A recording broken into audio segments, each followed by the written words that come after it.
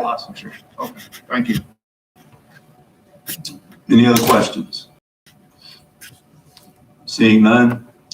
Is there anyone here? There's no one signed up to speak on this bill. Is there anyone in the audience to speak against the bill? For the bill? Seeing none, you ready to close for your bill? I think I am closed. I just want to make a note that there's no known opposition, and I would appreciate a good vote. What's the will of the committee? Motion to pass. Representative Payton made a motion to do pass. Any discussion on the motion? Seeing none, all in favor signify by saying aye. Aye. All opposed, nay. Motion carries. Congratulations, your bill is passed. All right, thank you, Mr. Chair and committee. I appreciate it.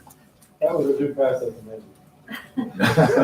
Let the record show, do pass as amended. Thank you, Representative Payton. Representative Marker, do you want to comment what it is? Yes, thank you, Mr. Chair. It's just to add my seatmate, Representative Cloud, as a co-sponsor. I have a motion, Representative Dotson, to adopt the amendment. Any discussion on the motion? Seeing none, all in favor signify by saying aye. Aye. All opposed, nay. Motion carries. Your amendment's been adopted. You're recognized to present your bill as amended. Thank you, Mr. Chair, and thank you, committee.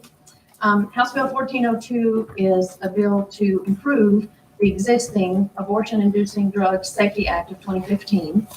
The bill seeks to improve the safety protocols for women to whom these abortion-inducing drugs are given. Does that in several ways, and I'll address those ways briefly, and then let Ken introduce himself, see if I've missed anything. The first thing the bill does, obviously, is replaces and updates language to the existing act. The bill requires the abortion-inducing drugs to be dispensed according to FDA protocols. One of those, and as listed in the bill, important protocols is that it cannot be delivered by mail, courier, or delivery service. The bill requires informed consent to ensure that the woman choosing to have these drugs receives comprehensive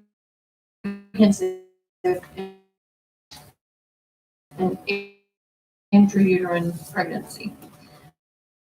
The bill requires this from this type of abortion, or to have a signed agreement with an associate physician who is also credentialed to handle abortion complications.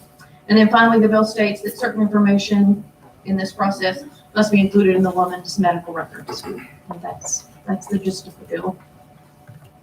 Did you have someone to help you present? Yes, if you would let him introduce himself, please. Please introduce yourself and who you represent. Thank you.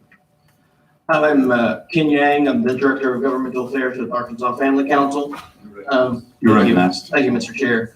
Well, thank y'all for having me. This is one of the great pieces of legislation that was passed in 2015. But science has changed, FDA protocols has changed, administrations have changed, and so this will keep us up to date with ever change. Also, FDA protocols have loosened with a court case in 2016, and there's a where the actual protocols may disappear with the new Biden administration. So we just don't want our laws tied to something that's might be disappearing.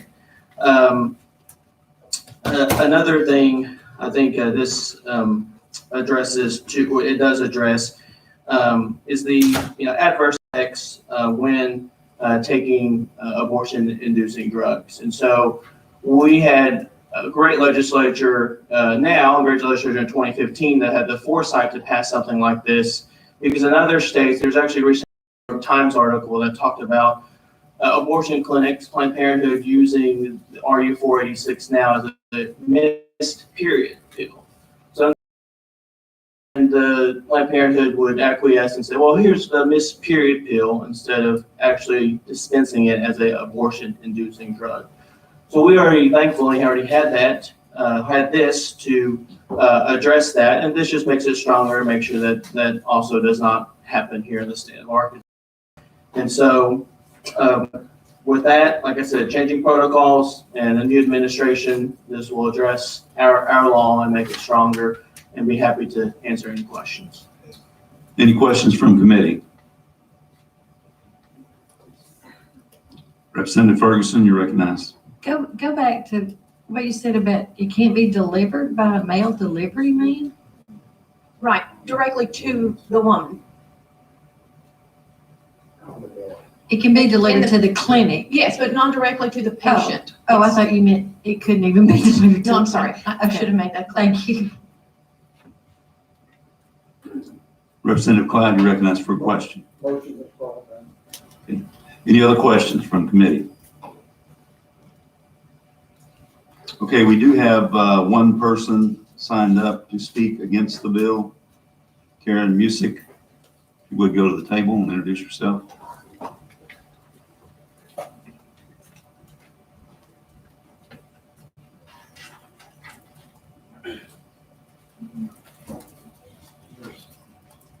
My name is Karen Music, and I'm co-founder of Arkansas Abortion Support Network. Another day, another abortion restriction here in Arkansas. I've been asked to speak by hundreds of Arkansans, actually thousands of Arkansans.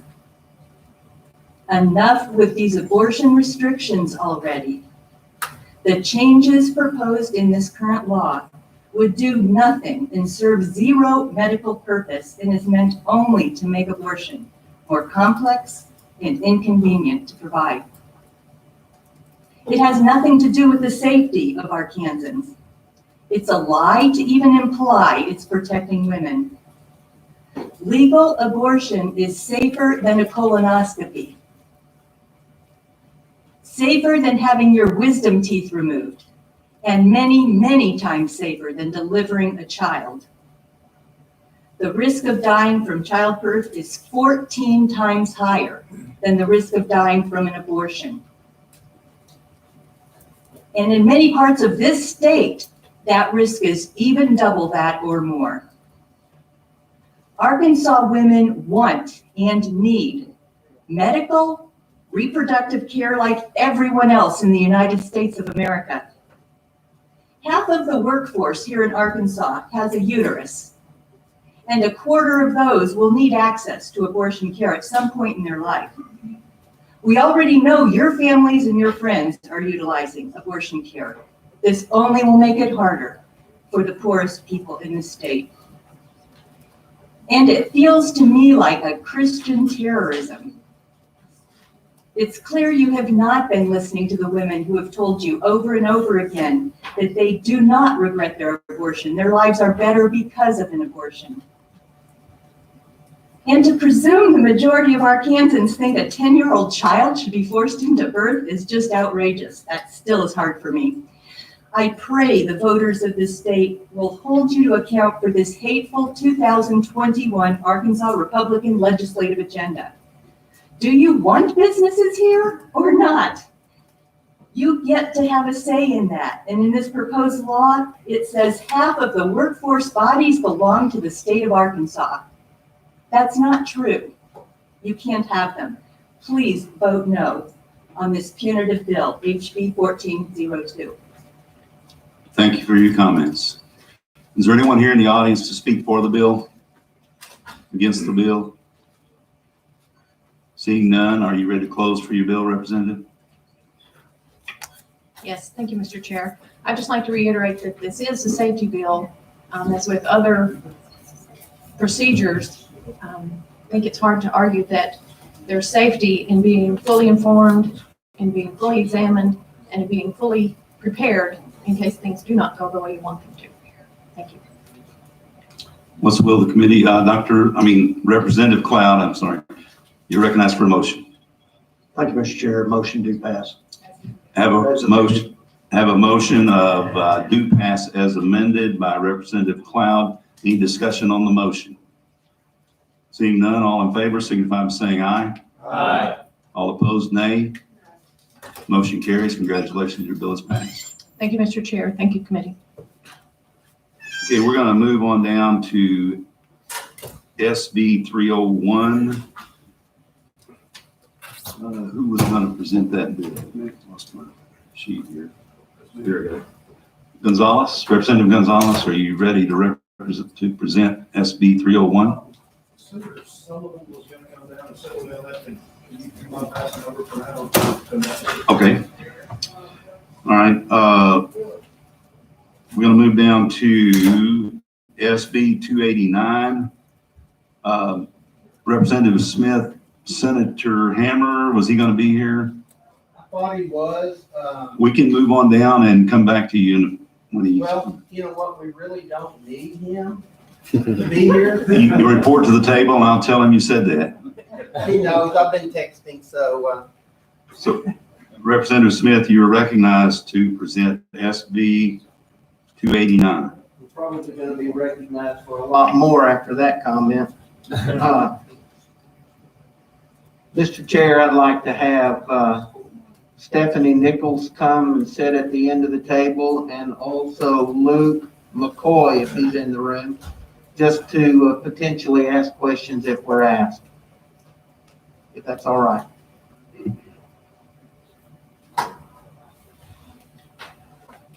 If you would, please introduce yourself and who you represent.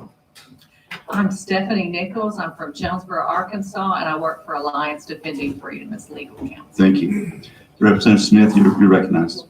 Thank you, Mr. Chair. Committee, I want to thank you all for the input that you made on this bill. There were so many comments and some help that you provided in helping make this bill better. As a matter of fact, these amendments have been engrossed in the bill. There are 3 pages of amendments, and we believe we've answered every concern, every issue. And so what you have in front of you on your screen or tablet is a much better bill than what we presented just a short several days ago.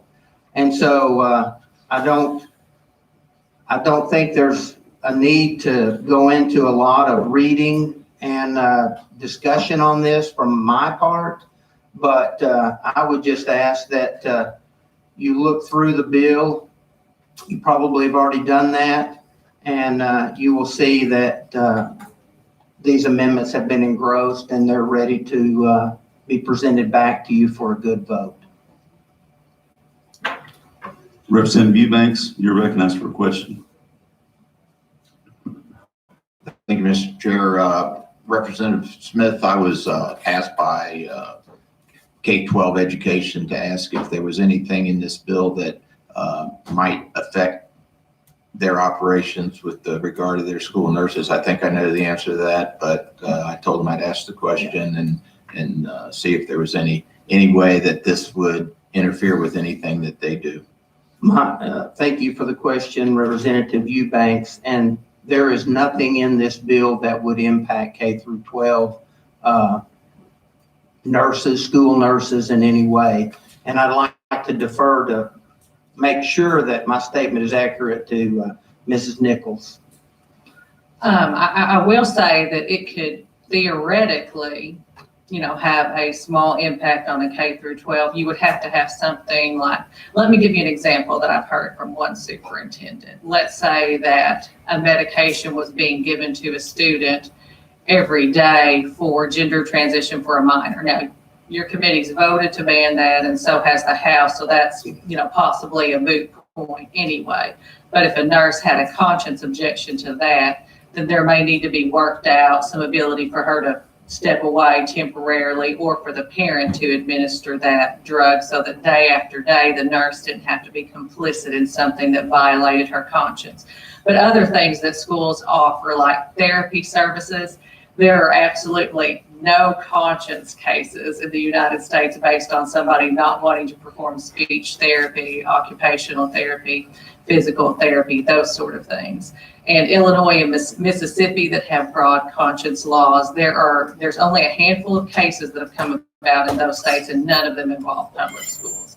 So I'm very confident that this does not pose a threat to public schools, and it also has institutional liability protections. Like if the public school nurse did have a conscience objection on a rare occasion, the public schools could not be held liable for that. We think that's very important.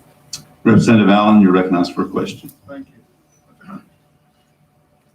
Thank you, Mr. Chairman. On page 2A, would you please help me better understand that?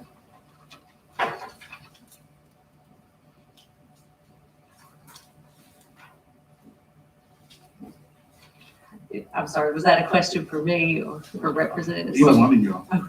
Are you talking about conscience means the religious? Is that the line that you're referring? 2A is, discriminate means to take a certain. Line 28, line 28 28, okay.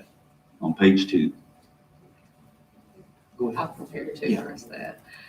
So adverse action, that's very important language because that doesn't mean that any accommodations you work out with your employees are necessarily adverse action. You'd have to be putting the employee with a conscience objection in a worse position for it to be adverse action. You're still free to work things out with that employee. Did that answer your question, Representative Allen? Okay. Expound a little bit. Okay, so for example, things in case law, in conscience law, is that you can work out an accommodation or transfer of an employee to other job duties, but it does not need to be a worse position. So for example, let's say you have a nurse working the daytime shift. If at all possible, you don't need to transfer the nurse to the nighttime shift like a punishment. Adverse action is something that's kind of a punishment. So the simplest way to understand this is that you can't punish your employee for exercising conscience. Now you'll see that some of the amendments that have been added to protect employers so that they can dive into what potential conscience objections an employee might have before they're hired. Then that employee is protected if they've disclosed their conscience objections, and you later on try to, let's say for example, a nurse is hired and she's working for an OBGYN clinic and that clinic does not perform abortions. Then later on they decide to. That's an example of where that nurse should be covered under this law. But if a nurse goes to work for Planned Parenthood, she knows full well what she's getting herself into. It's a different situation. All right, any other questions from committee? Representative Payton, you're recognized. Thank you. Could you spend a few minutes and expound on the definition of conscience here? Yes. Okay, so the definition of conscience has been narrowed and tightened up, and honestly, it was a good suggestion. The philosophical part of the definition has been deleted, and it's left with religious, moral, and ethical. And we have more case law in the United States that shows what that means. And it's a more secure footing for conscience. And honestly, I actually feel good about that change. It's a tightening up with some good suggestions from legislators. And I have to say that I think the political process and this amendment process and listening to different voices worked as it should to tighten up the bill and make it still a good bill, but something that medical institutions and others could be more confident about. Thank you. All right, any other questions? Seeing none, we do have 2 people signed up to speak against the bill. Karen Musick, you would come to the table.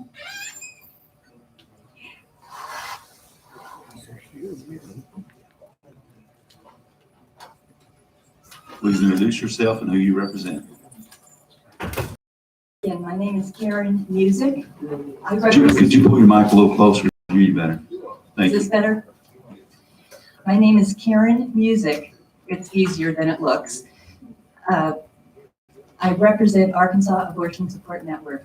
We started doing clinic escorting at abortion clinics years ago.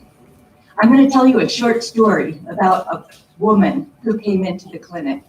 As she walked in, she said, "I'm 45 years old. I'm too old to be going through this again. I just got my last one off to college." I think that's a feeling most of us can identify with, or many of us can.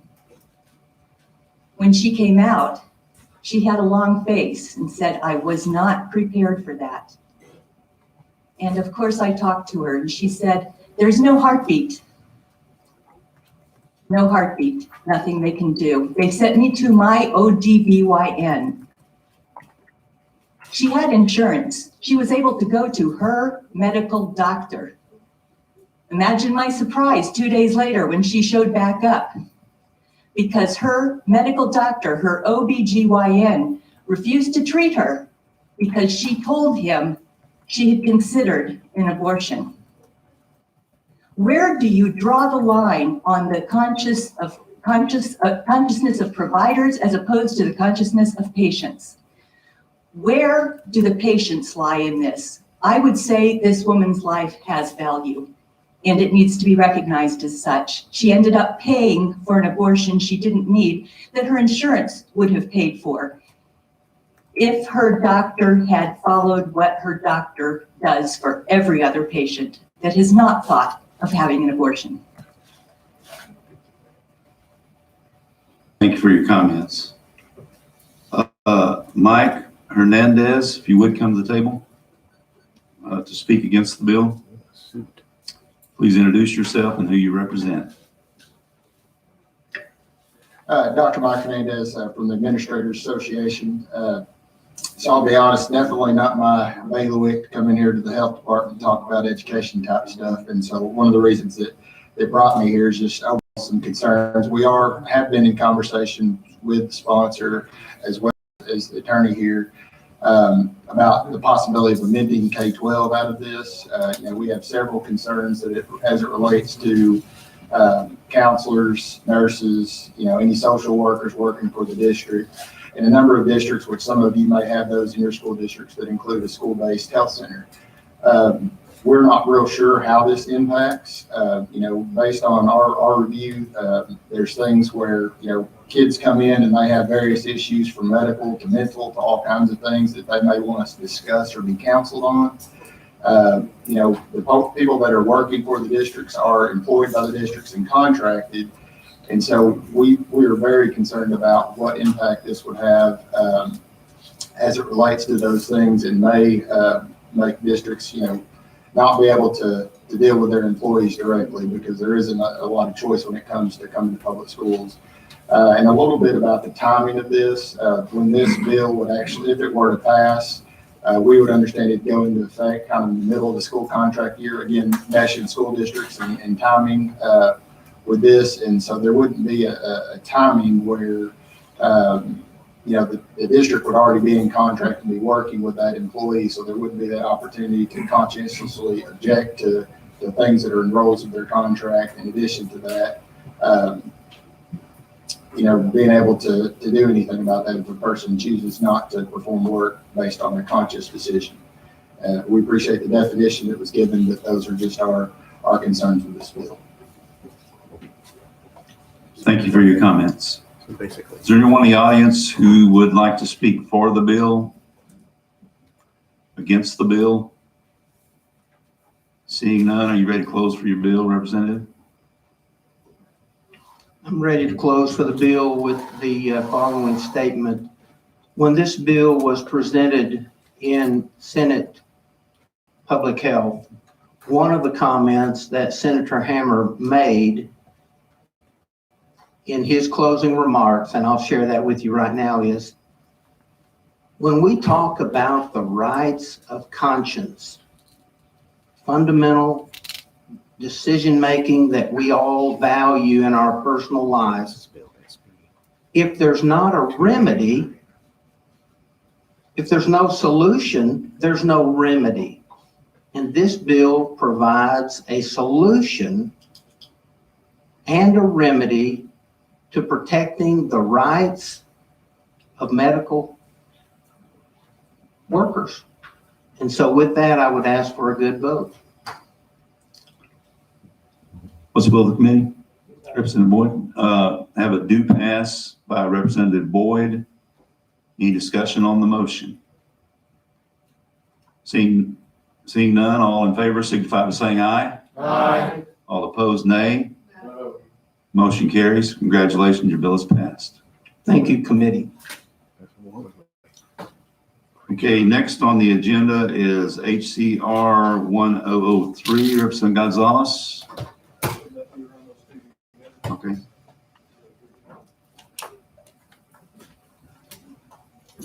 Okay, moving down to SB 378, that's Senator Hammer and Representative Gassaway. Representative Gassaway here. All right. We're moving down the agenda pretty good today. All right, we're going to go to the consent agenda. And Representative Hawks asked if he could move his to the next meeting. So the next item on the agenda is HB 1016. Representative Rye, you're recognized to present your bill.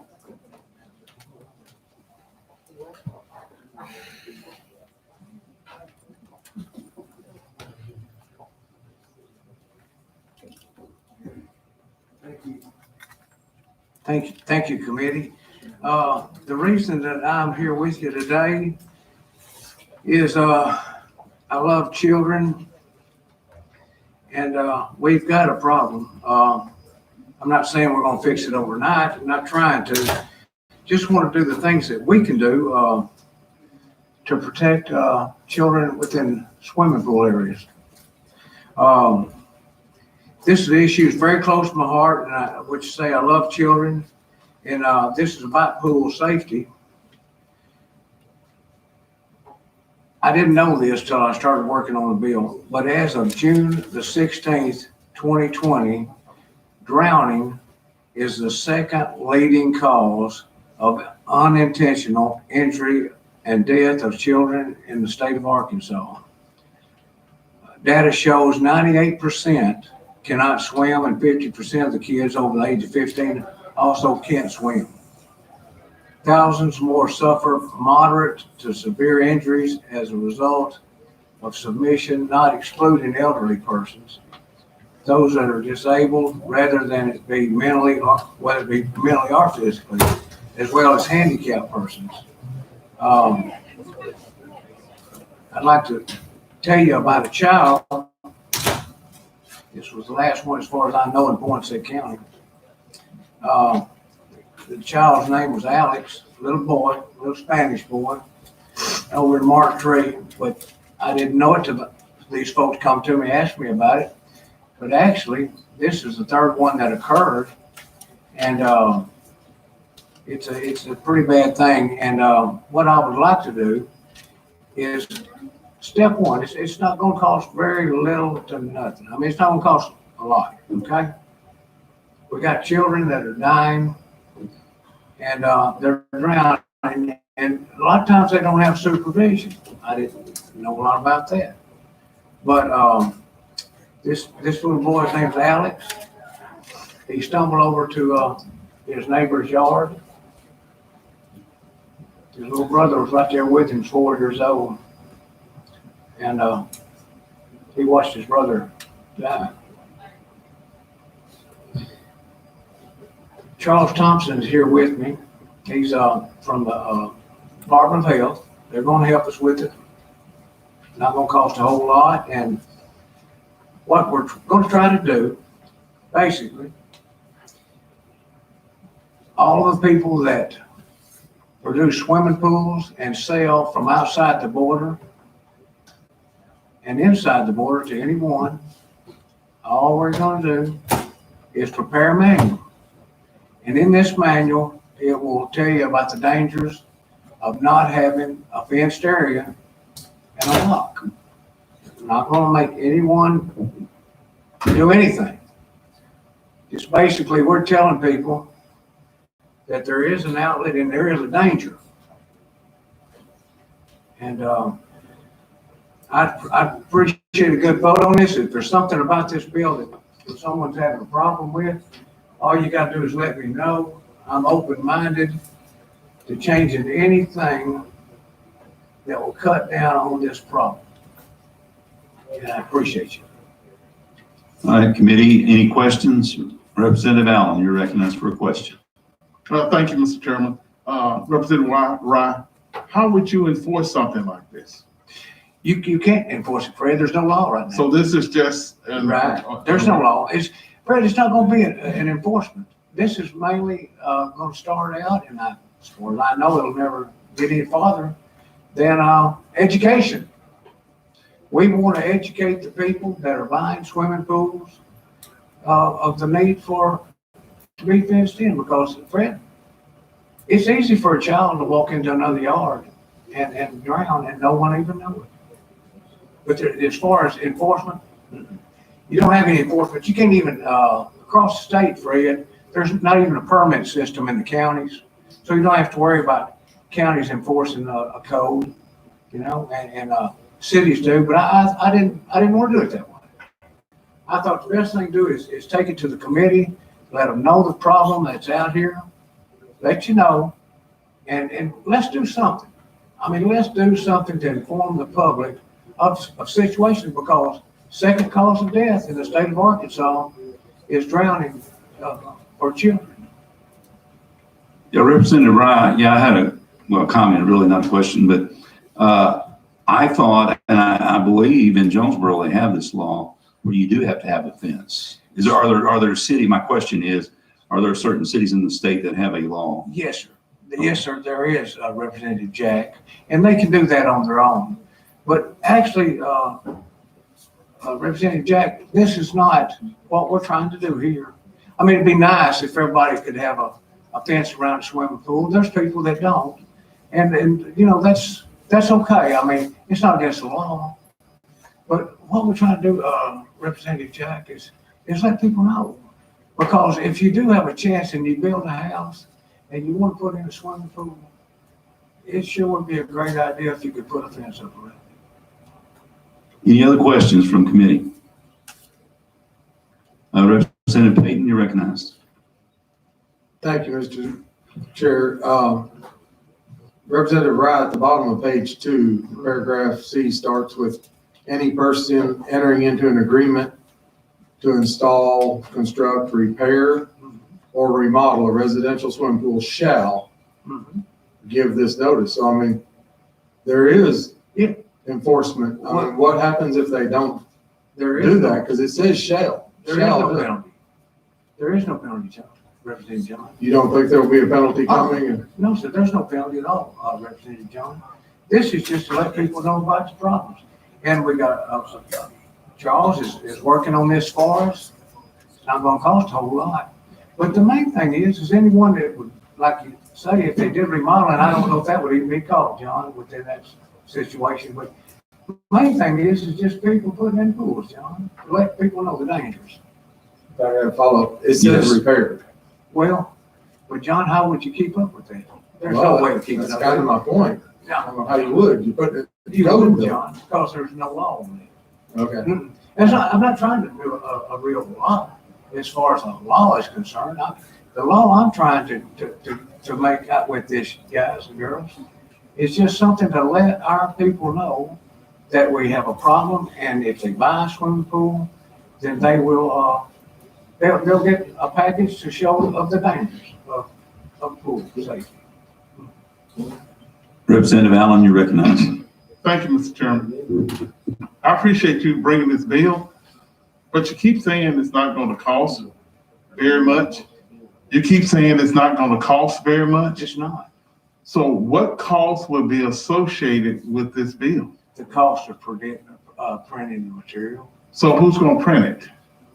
right here. Is the Department of Health. okay. If you would come forward to the table and introduce yourself, if you can answer Representative Allen's question.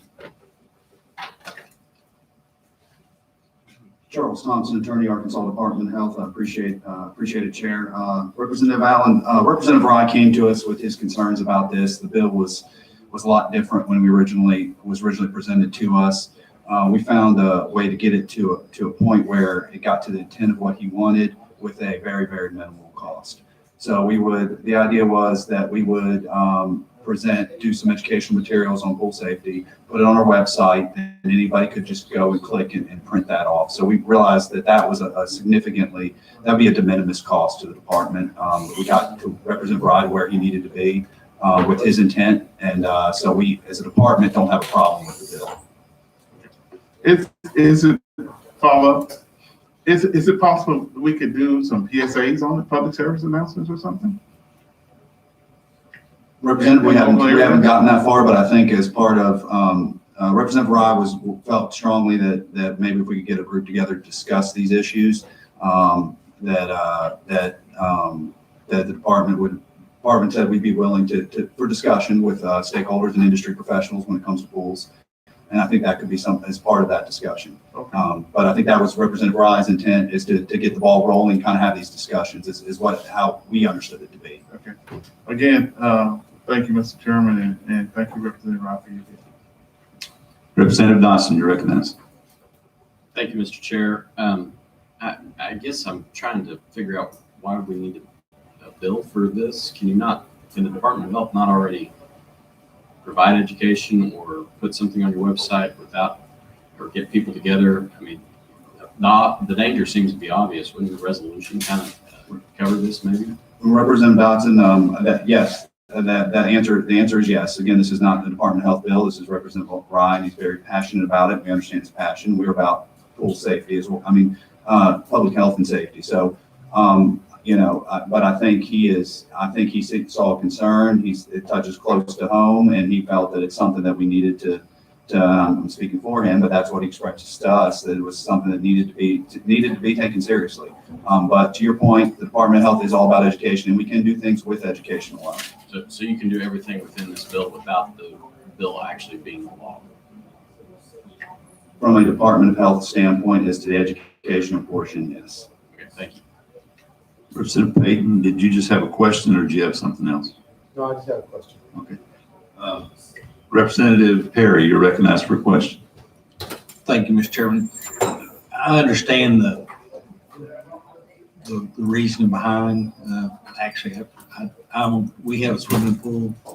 We have a privacy fence and a separate fence around the pool, so just to prevent those kind of illness, kind of concerns.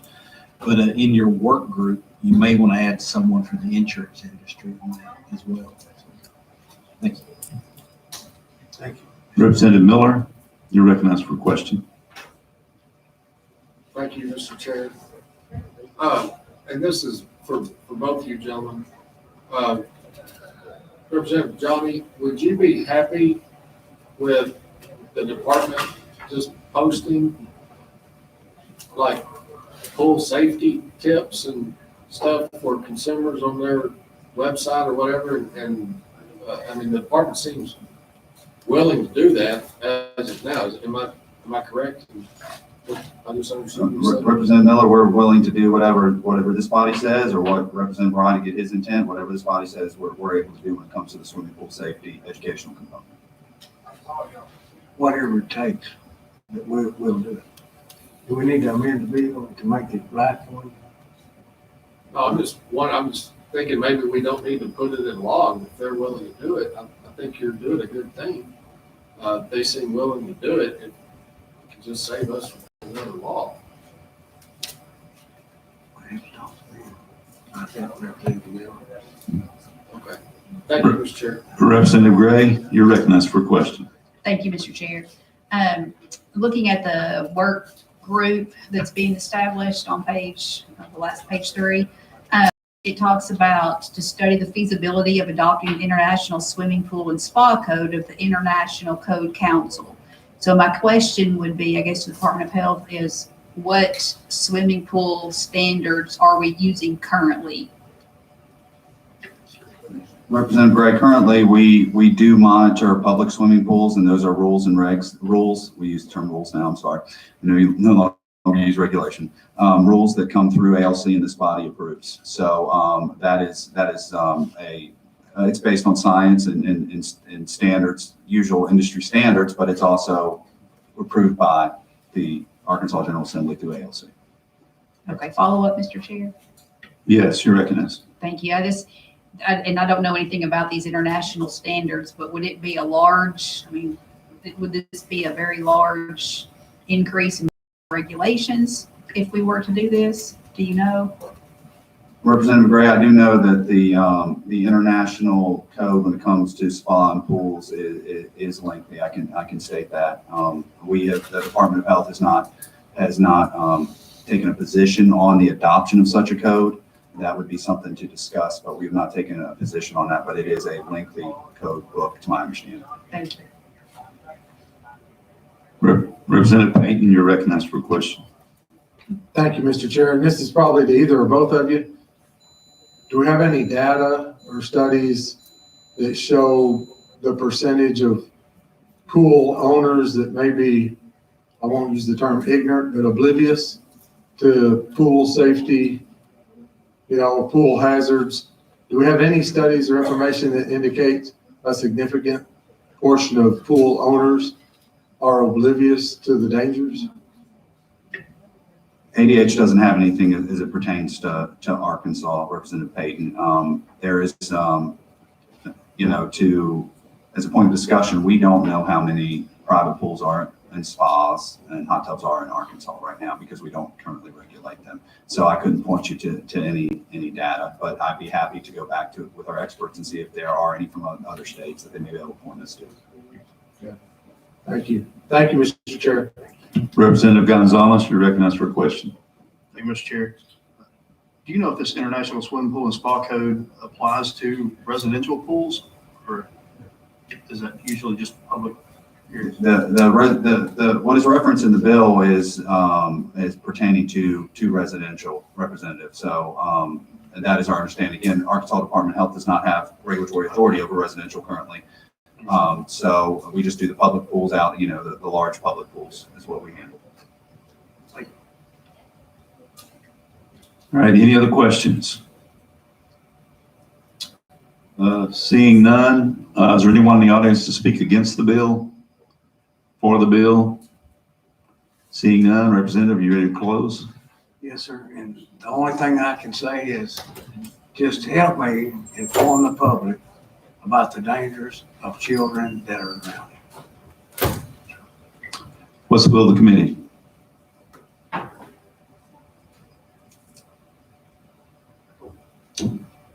Sorry, Representative, I don't have a motion. Thank you for your presentation. Okay, we're going to move on to next item on the agenda is HB 1439. Representative Pilkington, was there somebody to present that for him? Don't see anyone. All right, we'll move on down to HB 1622. Representative Gray, you're recognized.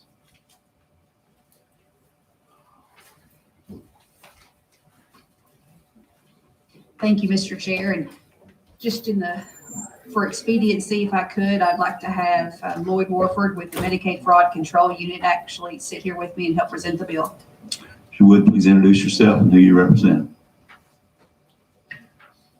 My name is Lloyd Warford. I'm the Deputy Attorney General in charge of the Medicaid Fraud Unit for the state of Arkansas. Thank you. Representative, you're recognized. If you would go ahead, I'll let you present. You can do it much better than I can. Mr. Chairperson, this bill affects the authority, the investigative authority of the Medicaid Fraud Control Unit as it relates to the maltreatment statute. State and federal law both control what the Medicaid Fraud Unit has to do, and right now those two laws are out of sync. In 2012, Congress passed a law that the Medicaid Fraud Control Units were supposed to investigate abuse, neglect, and exploitation in boarding care facilities and created a definition for boarding care facilities. In 2020, they passed a law that expanded it further, and we're supposed to investigate and prosecute cases of abuse, neglect, and exploitation of any Medicaid recipient who is abused, neglected, or exploited in a Medicaid setting. We've been doing that strictly under the Attorney General's general law enforcement power and the authority of the office to bring civil cases and to litigate. But our maltreatment statute has not been modified to adopt that new definition. What this bill does is adopt the federal definition of boarding care facilities and expand the authority of the Medicaid Fraud Control Unit to investigate abuse, neglect, and exploitation in those settings. All right. Representative, do you have anything to add? No, thank you. Okay, we don't have anyone signed up to speak for or against the bill. Anyone in the audience to speak against this bill? For the bill? Sorry, was there any questions from committee? You're recognized, Representative Gonzalez. Thank you, Mr. Chair. Do you not already have the authority to investigate anybody that's accepting Medicaid funds?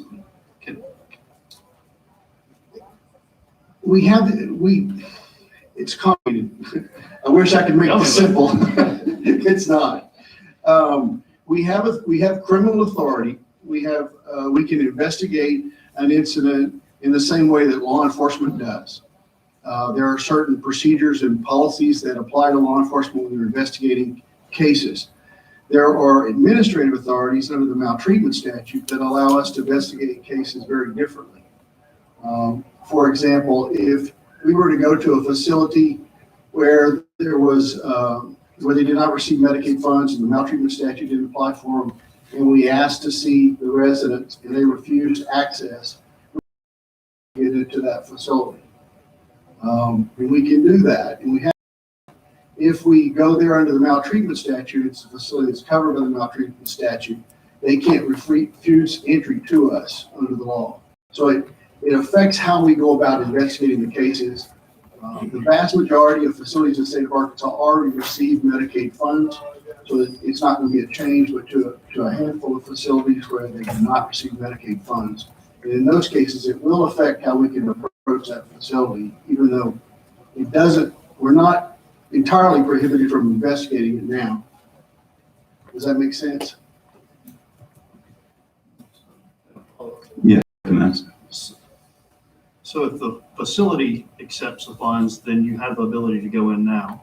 But if they don't, but they have a resident who is Medicaid, this is what that's allowing you to do, is if they have a resident in a facility that doesn't accept Medicaid funds. It applies the rules and procedures and the authority that's set out in the Medicaid, in the maltreatment statute.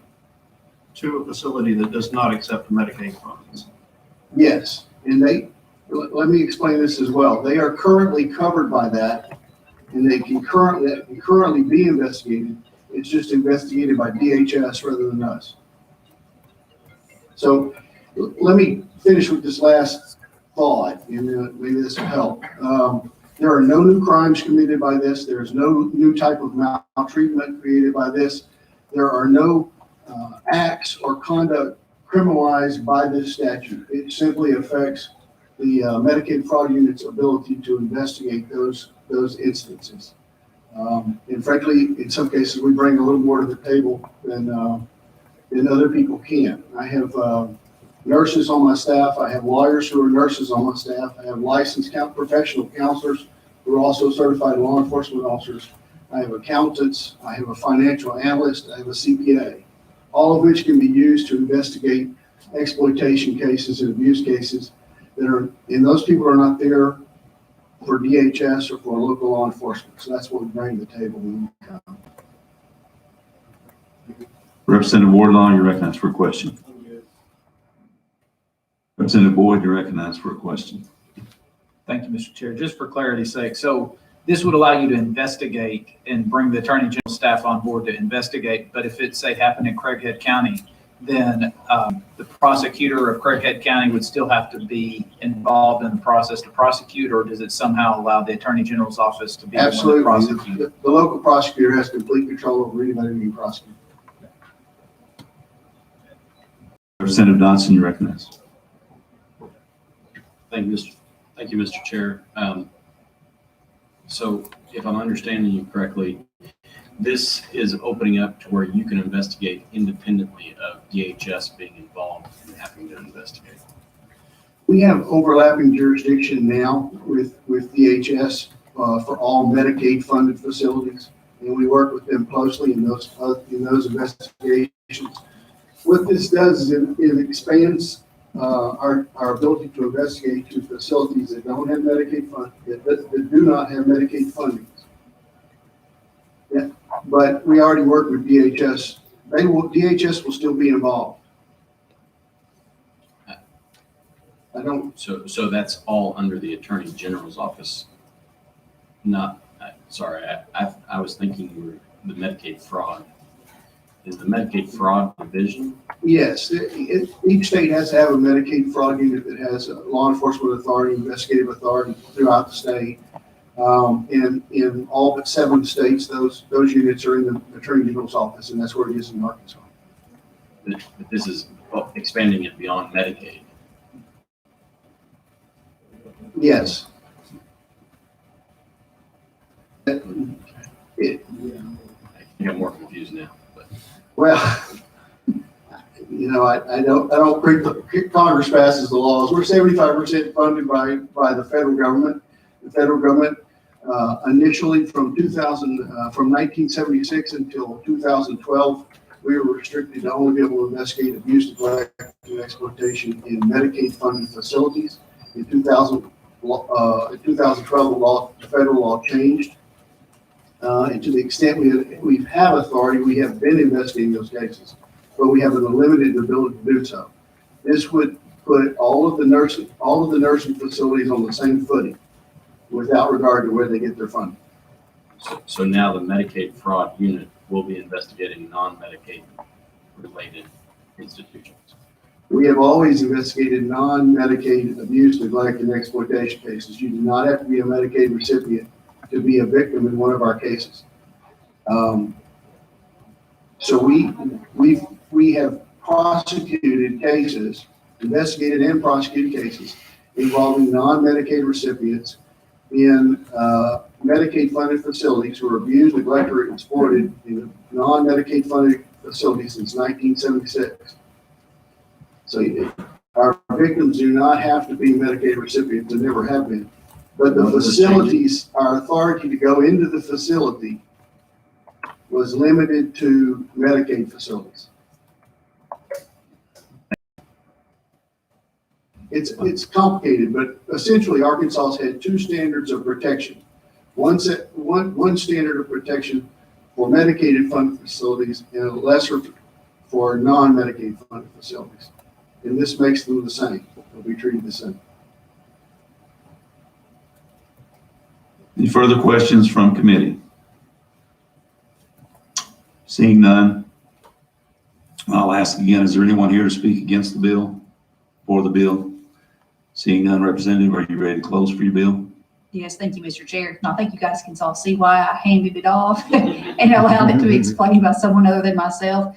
But I think I completely understand what you're saying, Representative Dotson, and the best I can understand it myself is this is something that the federal government has allowed states to do under this division for the past 10 years. And so we're just essentially bringing ourselves up to code, even though non-Medicaid and Medicaid, I do understand the points you're making.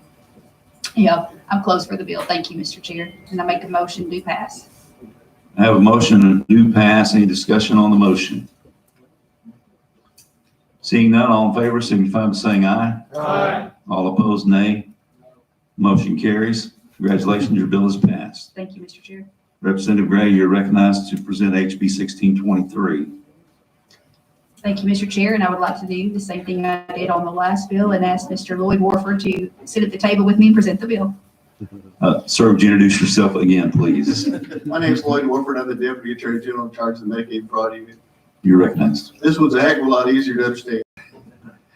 Congress has given private citizens the right to bring a claim in federal court where people have defrauded the Medicaid system. Those claims are always some division of state and federal money. The percentage changes over time, but it's roughly 70% most of the time. Congress has also given those individuals the authority to file a claim on behalf of the state of Arkansas in each of those cases for the 30% that Arkansas has at stake in those claims. Those lawsuits are sealed. The federal government does not share that information with us. We are not involved in those lawsuits. We have no ability to monitor those lawsuits. At some point, we typically are sent a settlement offer, and with very little information, we have to decide whether or not we're willing to take that settlement. Because of the process the federal government uses, we are not permitted to speak to the relator. We often are not allowed to see the pleadings. So we have to make a decision on it. What this bill does is require any person who's going to file a claim under the federal law to give us notice of that. And then at that point, also gives us the opportunity to intervene if we think that's in the best interest of the people of the state of Arkansas. If nothing else, it will give us the information we need to know whether or not we're getting a good deal when the federal government settles on our behalf. Appreciate your support on that. Any questions from committee? Seeing none, We have no one signed up to speak for or against the bill. Anyone in the audience to speak against the bill, for the bill? Seeing none, Representative, you ready to close for your bill? I'm close for my bill, Mr. Chair. Make a motion to pass. Have a motion to pass. Any discussion on the motion? Seeing none, all in favor signify by saying aye. Aye. All opposed, nay. Motion carries. Congratulations, your bill is passed. Thank you, Mr. Chair. Okay, we move down to SB 143. Representative Gray, you're recognized to present that bill. Thank you, Mr. Chair. This one I think I can do myself. So what this has to do with essentially is a DUR board. It has to do with product and label expansions, new medications that are essentially approved by the FDA. What we're asking here is that the Medicaid program automatically allow new drugs, new medications that are approved by the FDA to be considered formulary upon approval. And instead of right now, what they're doing is saying, if you've got a medication that's approved by the FDA, we have to wait until the DUR board meets and decides that the medications are clinically appropriate and they add them into the formula. So that's taking like 9 months to a year sometimes in order to get these fibrosis. I know it's one of the things we talked about last session, breakthrough medications, but when we're having to wait 9 months to a year, it's affecting people's lives. So essentially what we're saying is, let's go ahead and approve these upon FDA approval, and then the DUR board can meet like they normally do at the back end. And then we're also setting, let me find what it's called here. Establishing the Rare Disease Advisory Council within the Department of Human Services. Input in writing to the Arkansas Medicaid Drug Utilization Review Board, which is what I'm calling the DUR board, when the board reviews a drug or treatment for a rare disease or condition. And so we're very specific. Representative, when you talk about rare disease, I don't, or is it already defined somewhere else? That I do not know.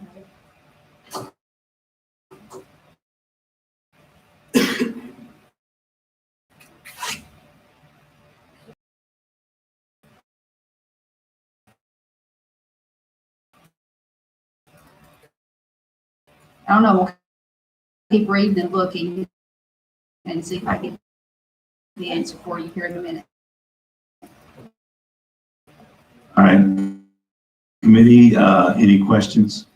No reasonable expectation, drug for the disease or for the drug. Peyton, did you have a question? Yes, thank you, Mr. Chair. I got confused on the board so you're creating a commission or that reviews the drugs, or is there already one in existence and we're creating another one that does something different? So there is a DUR board already in existence. Council. So essentially to provide, because the DUR board, they don't have a wide to this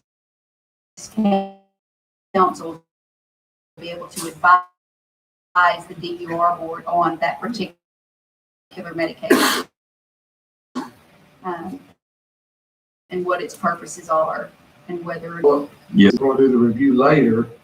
So once you've already had the drug on the street for some time, are they going to be more hesitant in the review to see the problems and say, no, we need to take it away? And then also, because we fast-tracked it to use, then there's not so much urgency to review it as quick. So, my concern, do we create a backlog and do we cause them not to want to take one away if they see a problem with it? Actually, I don't think so. Right now, it's taking them at least 9 months to a year to even bring it. There is no urgency right now, so I don't see that as an issue. And once it being allowed to be used, the physicians are still going to have to follow what's clinically appropriate for the medications. I don't know of that many, or I don't know of any new label, expansion label medications that have not been approved for the proper use by the DUR board. They've just been stalling extended period of time to add it into their formulary products. Mr. Chair. Representative Dodson, you recognize. Thank you, Mr. Chair. I mean, I applaud the effort to try to get these things fast tracked to get it out there as soon as FDA approves it. I'm not so excited about creating an entirely new board or council or whatever they're called. Have you thought about just having it fast tracked, getting it out there after FDA approval automatically, and then having the existing board go back and just do that review, and allowing them to call on expertise as they need it, if they needed additional expertise? And I think that would be an option. So that currently, so right now, if we change what would happen, but the expertise would be in the form of this advisory council. My main goal with this is to get the medication into the hands of the patients sooner than what's currently done. Secondary for me is the advisory council. And if that's something that I'm getting I see where this is going. I would be glad if that's the wishes of this committee to pull this down and look at possibly removing the advisory council. Okay. And at least getting the meat of the bill and our intent done. Is that your suggestion, Representative Dodson? My whole committee is nodding at me. So that's your action. That's what I will do. I would like just real quick, one more thing, if I could. A lot of other states in the U.S., they do allow this. The DUR board, like the medications are automatically approved with FDA approval, and then they go back and review them. So I feel like we are kind of coming into line. So with that said, I will withdraw the bill for today, amend it, and bring it back. All right, I think the committee agrees with your intent here. Thank you, Representative. Thank you. Okay, committee, we're going to go back up the agenda now. We have some other folks that have come in the room. So we're going to go back up and start at the top where we stopped. So Representative Gonzalez, SB 301, you're recognized. Committee, we have an amendment that's going to be coming around. No, it's the amendment is not on 301. Okay, there is no amendment on 301. Bill, go ahead and pass that out. We'll get to that bill. Okay. Representative, you're recognized to present SB 301. Thank you, Mr. Chair. If you don't mind, I'm gonna have Senator Sullivan come up here. That's fine. Senator, if you would, please introduce yourself for the record. Thank you, Mr. Chair. Dan Sullivan. Thank you. Representative, you're recognized to present your bill. Thank you, Mr. Chair. Committee, y'all know how I like to present bills, keep it short and sweet. I think Senator Sullivan had more he wanted to say. Basically, all this bill does is make the health department and any other state agencies that collected fines due to coronavirus violations return those fines to the businesses. Most of these businesses suffered enough through the regulations that were placed on them from our government that we don't need to stack fines on top of that. So we just. Yeah, I'd just add that we asked Dr. Delahaye in committee if they would enforce some of these rules on big businesses, and she said no, that they would consider it, but they were not, and I never heard back from them. The same thing with some of the other electives that were placed on our businesses on the 11 o'clock curfew. They didn't have any evidence that would work. And I asked for it and got the evidence back that it didn't work. And the reason they gave, among other things, was modeling.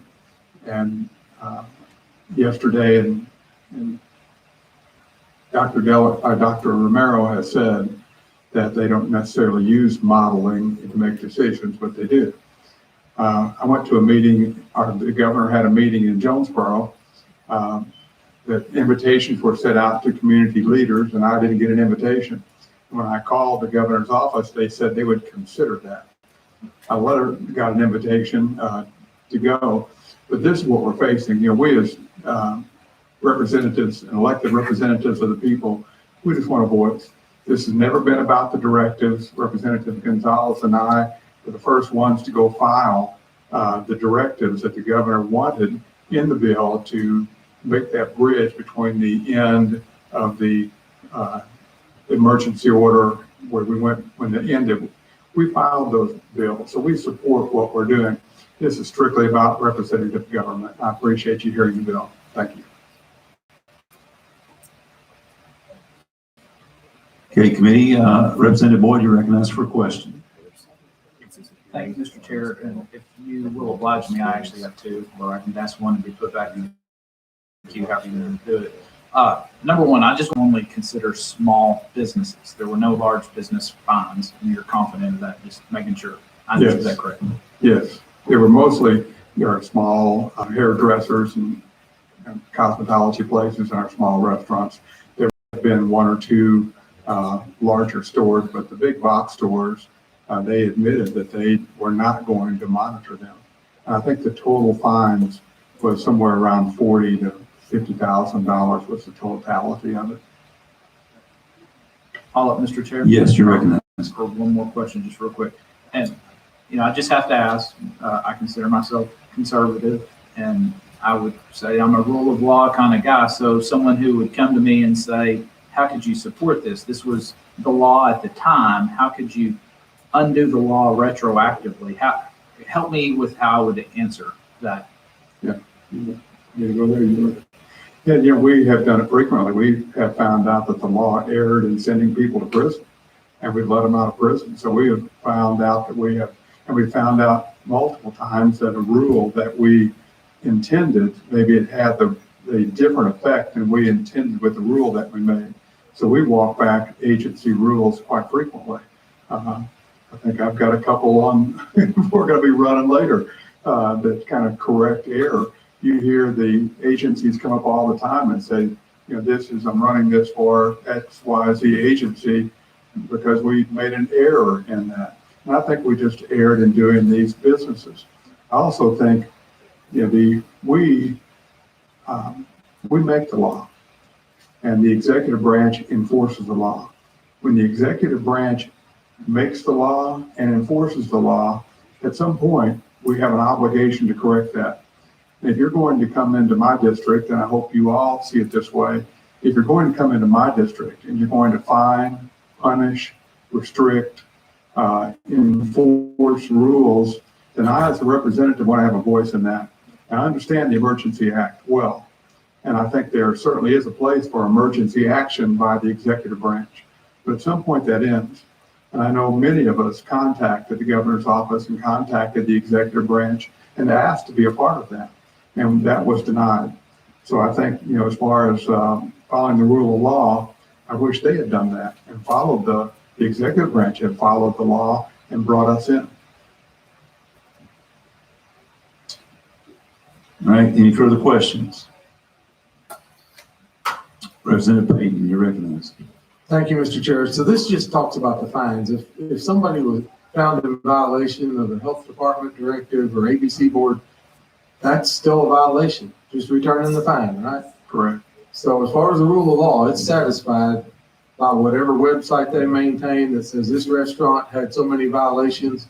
Those violations are still reflected on it. Yes. Okay. To my knowledge, they are. Yeah. We're just returning the money. And, you know, I think it's precedent also, you know, if you are a rental property owner and person dumps the garbage on your rental property, and the government of the city were to fine the owner of the property, they would be in violation of the law. And they would give their money back and fine the person that dumped the trash. So it's not unusual for government to make an error, and it's not unusual for us to repay the money. Thank you. Thank you, Mr. Chair. All right, any other questions, committee? Seeing none, we do have two people signed up to speak against the bill. Dora Chandler please come forward and introduce yourself and who you represent.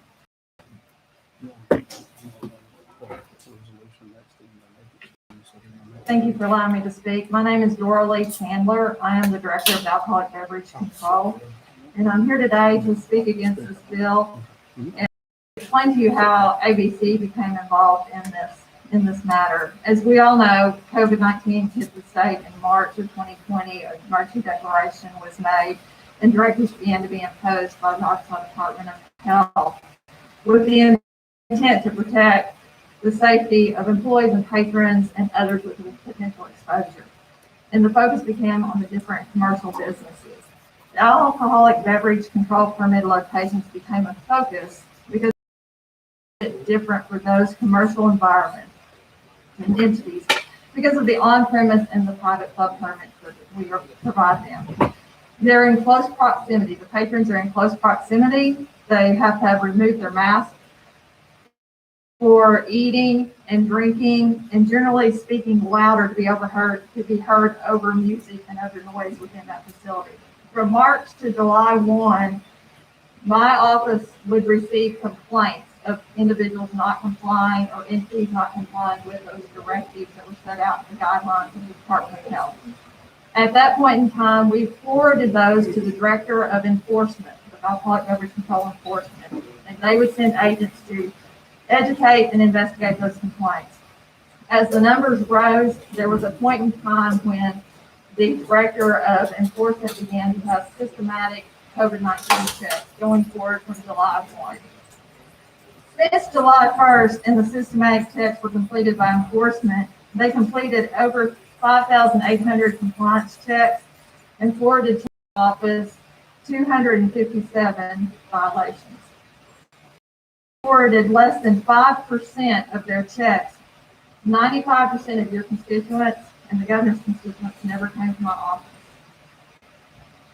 Of the 257 reports forwarded, 33 written warnings were issued by my office.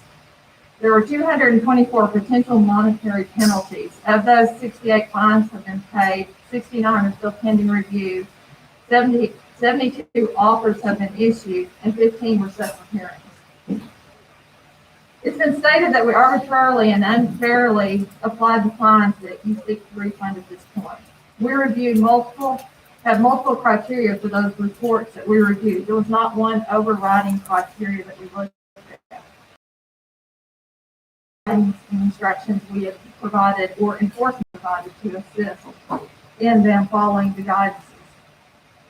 Why refund or why not refund at this point? I'm asking y'all to consider not refunding the fines because of the message that it sends.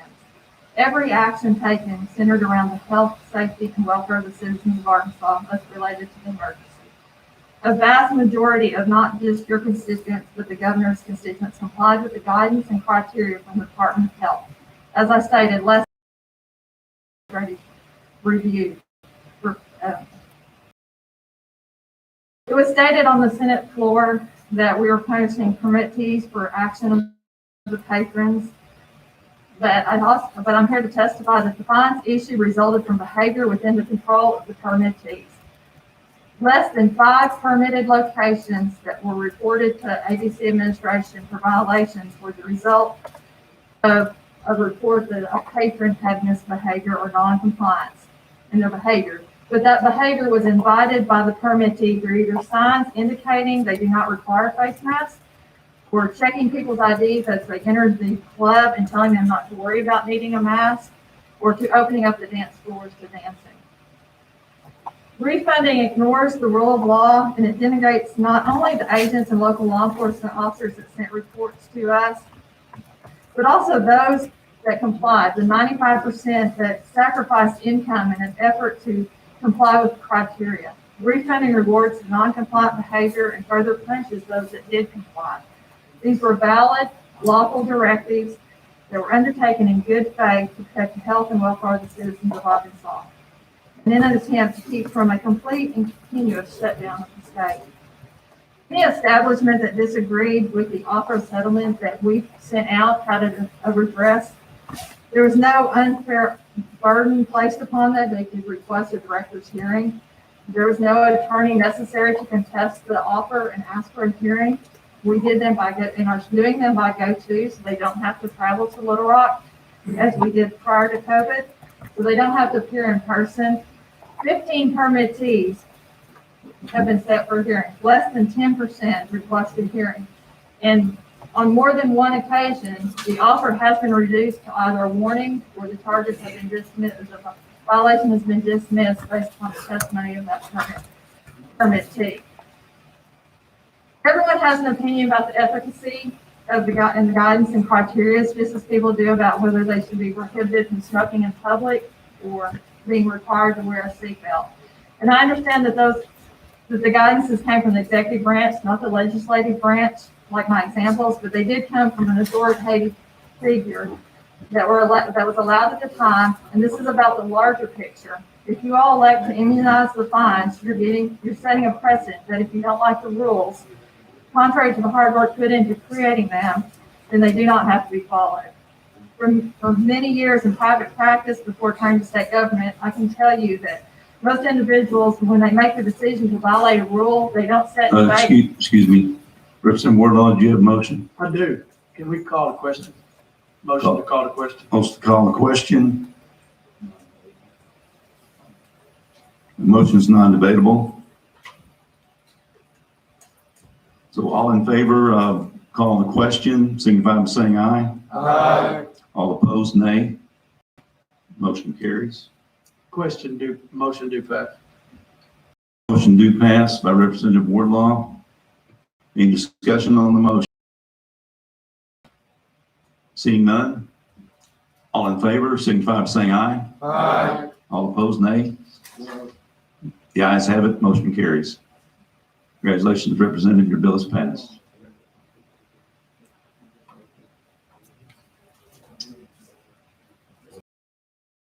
We're going to move down to HCR 1001. Representative Gonzalez, you're recognized to present your resolution.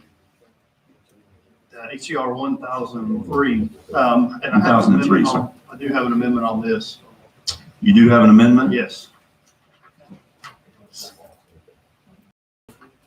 You already have the amendment passed out? That amendment's been passed out. Okay, amendment's passed out. So,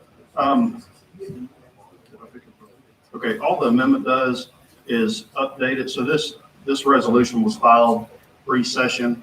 The emergency has been renewed twice since then, and other things added. So update it to current emergency and add a list of co-sponsors. Make a motion to adopt the amendment. The amendment. Any discussion on the motion? Seeing none, all in favor, signify by saying aye. Aye. All opposed, nay. Motion carries. Your amendment's been adopted. You're recognized to present the bill as amended. Thank you, Mr. Chair. Committee, this concurrent resolution is what it takes to call for the legislature to call for an end to the emergency. Many of y'all sat through a meeting with me the other day that Dr. Romero spoke at, that he said he would never recommend calling an end to the emergency, and talked about it being a national emergency. When I questioned him specifically about it being a state emergency issues, it was more the threat to the state from surrounding states and other states in the nation. So at that point is when I decided that if we're not going to get that from the executive branch, that we were going to have to do something ourselves. So this is what it takes to do it. All right, committee, any questions? Representative Ferguson, you're recognized. I'm sorry, this bill just allows us to determine the emergency. It doesn't end the emergency. No, emergency will immediately end. And so what would the financial impact be? And the impact, I guess, would it end all the emergency orders for telemedicine and all those kind of things?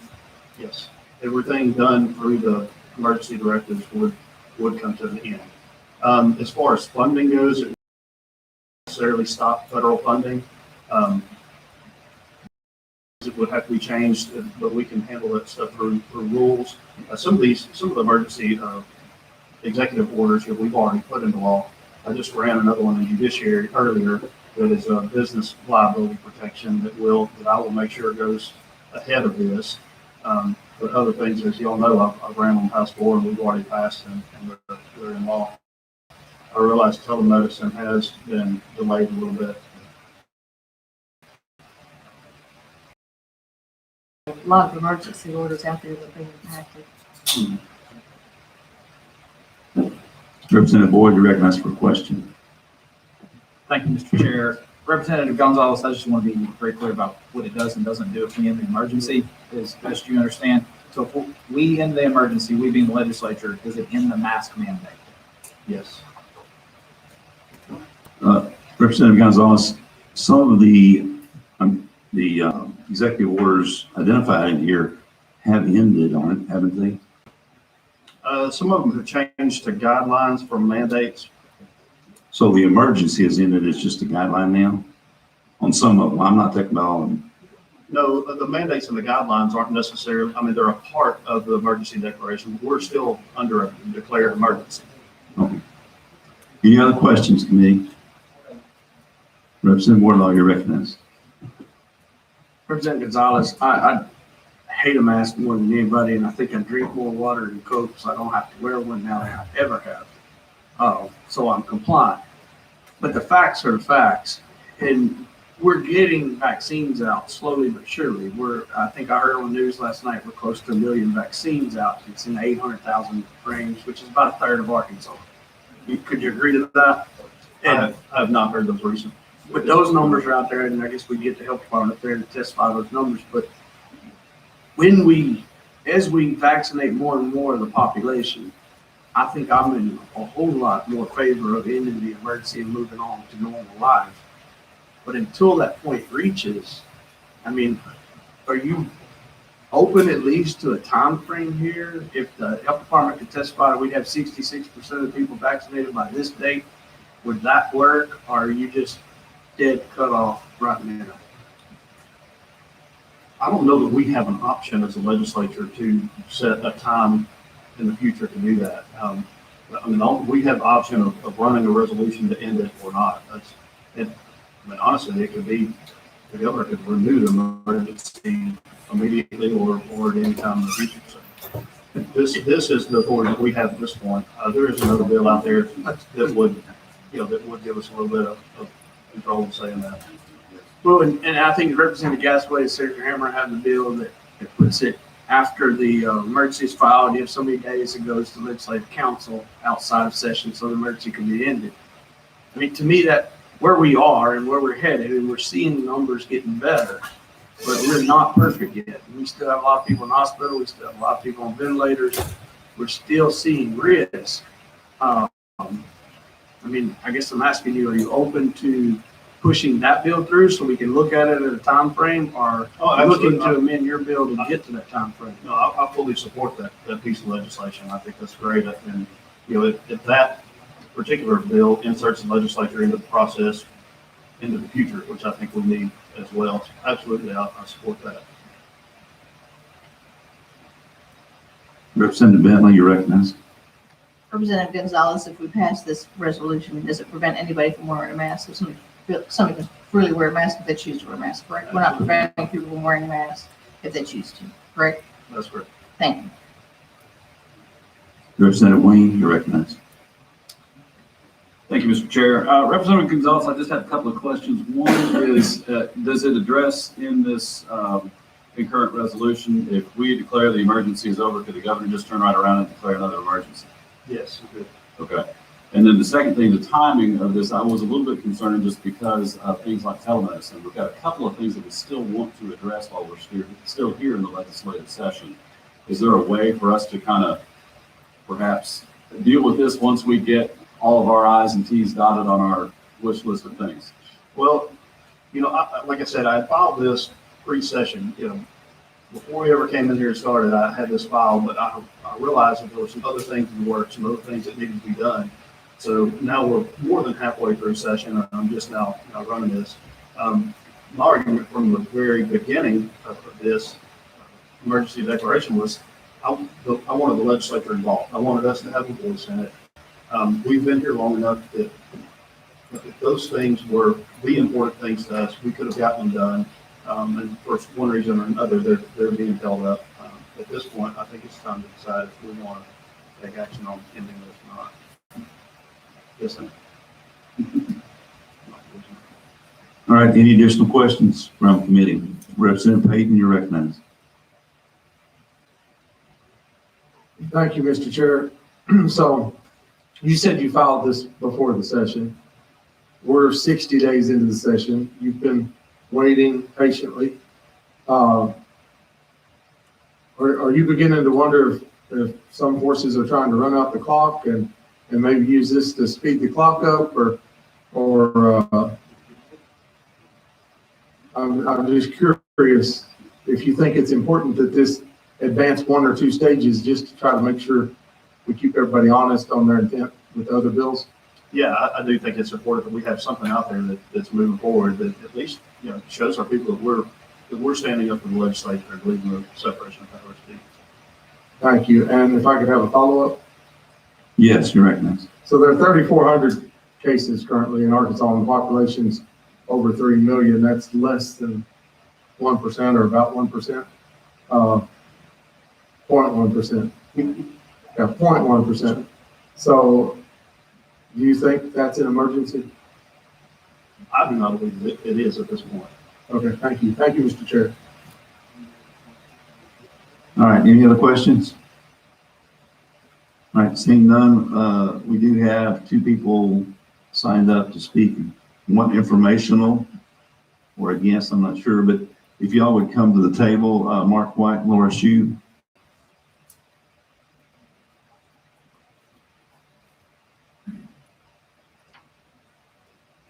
Yeah, both of y'all come up and introduce yourselves and who you represent. Whoever wants to can go first. Thank you, Mr. Chairman. Mark White, Department of Human Services. I'm Mara Shue. I'm General Counsel with the Department of Health. You're recognized. Mark. Sure, I'll go first. Thank you, Mr. Chairman. So I'm informational on this resolution. Just want to make sure that everybody understands the context and some of the possible consequences from the resolution. Back when the pandemic started, we took a number of steps to try and make adjustments and accommodations because of the pandemic. And these are things that it required us to suspend our rules because there are things that otherwise the rules would have kept us from doing. And that's one of the things that having the emergency in the executive order by the governor, that's what it allows. It allows agencies to suspend their rules to address that emergency. And just to give you just a couple of examples of things we're doing. So for example, around telemedicine, we've greatly expanded the use of telemedicine in Medicaid.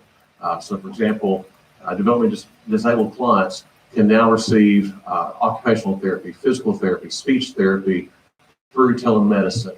Whereas ordinarily under rules they could not, but because we've suspended those rules, they can now. All other forms of behavioral health, also paying for COVID testing, as well as paying for COVID.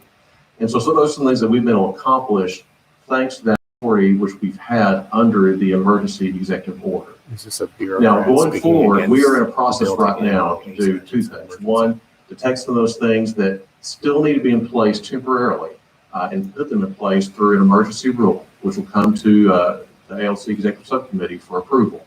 And there's some other things that we've done. We see that it works, makes sense, and we'll make those permanent. And so those also, we're going to emergency rule to get that going, and then a permanent rule long-term to put those things in place. But that is a process we're still in the middle of that process. And so I just want you to be aware that if this resolution passes and the emergency ends before those rules are in place, a lot of those flexibilities are going to disappear. There is going to be a gap there where those things are not available. And so I just want to make sure that the community is aware of that in that context, that I'm happy to answer any questions or refer to Ms. Shue for her presentation. Ms. Shue, you're recognized. Thank you, Mr. Chair, members of the committee. Despite making significant strides in controlling the virus, there still is uncertainty. As you know, we are under a public health emergency that's been authorized by Title 12 and Title 20 under 20-7-109 and 110 in our rules pertaining to reportable disease that went through. Committee, would you hold it down a little bit? We can't hear the presenter. Proceed. Thank you, Mr. Chair. As you all know, we are still under the public health emergency that was authorized by the law under Title 20 and Title 12 in our rules pertaining to reportable disease that was approved by the Public Health Committee and the ALC rules and ALC back in 2018 and that are in Arkansas already and in nearby states that will likely significantly increase the rate of new cases. To the recently, he was referring to the fact that he does consider other states' information and the national emergency information when he is giving advice to the governor in accordance with his role as the secretary, as any cabinet member gives advice to the governor. The resolution ends the protection of the executive orders, and there are several bills pending that affect the emergency that have not passed yet that implement the suspension of the rules, in addition to the ones mentioned by Mr. White. For DHS, EMS providers and hospitals have been given flexibility to respond to the immediate needs by using personnel to the maximum extent of licensure and in their facilities to reallocate resources. These are important things that we need to have flexibility at this time during the public health emergency. Currently, the public health emergency will expire as of March 31st unless it is renewed. The face covering directive or the mask mandate will end on March 31st, but that's based on scientific data and criteria that should be evaluated at that time. If this resolution passes, it takes away the flexibility to react quickly, as the Department of Health is constantly evaluating the information that we receive daily. We have lower case rates that have permitted easing of restrictions, but we recommend that we proceed with caution. Thank you for your time today. Representative Gonzalez, you recognize. Representative Dotson, you're recognized. Thank you, Mr. Chair. Mark, I had a question, I guess, with regards to the rules, the emergency rules that you talked about, and the promulgation of permanent rules, the flexibility you're talking about, particularly with regards to the telehealth and telemedicine and things like that. This public emergency, I believe, was declared 1 year ago today. Are we at a year? I believe about a I think year. we're at a year. How long does it take you to get an emergency rule? We've been working for the last couple, at least 2 months, probably 3 months, to identify what needs to be kept, what can expire when public health emergency ends, and what may need to be in place for some temporary period that would eventually expire. And so our divisions have been working to identify those, putting those rules together. And so they've been at work on that for the last, again, I would say for the last 3 months. So you have some pretty good idea of what you're going to be asking for? Have you begun the emergency?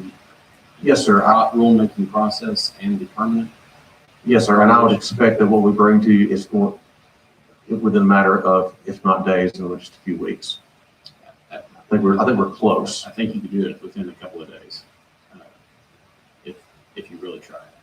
We're pushing to get that done as quickly as we can. Okay. And I'll reserve any other questions. Good night. Thank you. Representative Boyd, you recognize. Thank you, Mr. Chair. These are for Ms. Hugh. I just have a couple questions. First of all, I want to ask you the same question I asked Representative Gonzalez. If the legislature were to end the emergency, would it end the mask mandate? Because I have other information that says the legislature ending the mask mandate is convoluted because it's intermixed between an executive order and Department of Health orders, and I just want to be clear, does it end the mask mandate? That would depend on the wording of the resolution, but from the way we're reading it, it would end the public health emergency, and so that would end the directives that are currently in effect. But there is the mask mandate issued by the executive branch that would expire on March 31st based on scientific data. So I'm sorry, I'm not clear on that answer. If we let's pretend today is the final step of this resolution and it's gone through both chambers. If that ends, does that end the mask mandate after this goes through both chambers, or does the health department still have control of that mask mandate? We would listen to the legislature and address it at that time, and would likely remove the mask mandate according to the will of the legislature. So it wouldn't necessarily remove it. We would still have to depend on the Department of Health to remove their order, even if we ended the emergency. Correct. It's still currently in effect until March 31st, according to the executive branch, the executive order, and the Department of Health directive. Okay. And then I have another question. Yes. Chair. Thank you for that answer. I understand it better now. So February of 2020, I believe, Secretary Smith spoke to Public Health, and he spoke about, at that moment in time, we're going to flatten the curve. And we've been going on in over a year now from that meeting. The curve seems to be dramatically going down. I just want to make sure what, in the view of the Department of Health, is still the emergency. Why? I mean, I understand the rules. I get that, and I understand, but I want to understand, because it could go on forever. I mean, what does the end look like? How flat do we have to make the curve? I think the problem with the public health emergency has been trying to predict the future. We can't predict the future. People often ask for Dr. Smith or Dr. Romero to look in their crystal ball. Things change on a daily basis. When we were issuing the directives back in March and April and May of 2020, we were changing things on a daily basis. It was looking at the data every hour, every second. And so we use our expertise at the Department of Health to help make those decisions. So it's a quick decision. It's something that we have to evaluate on a daily, if not hourly basis.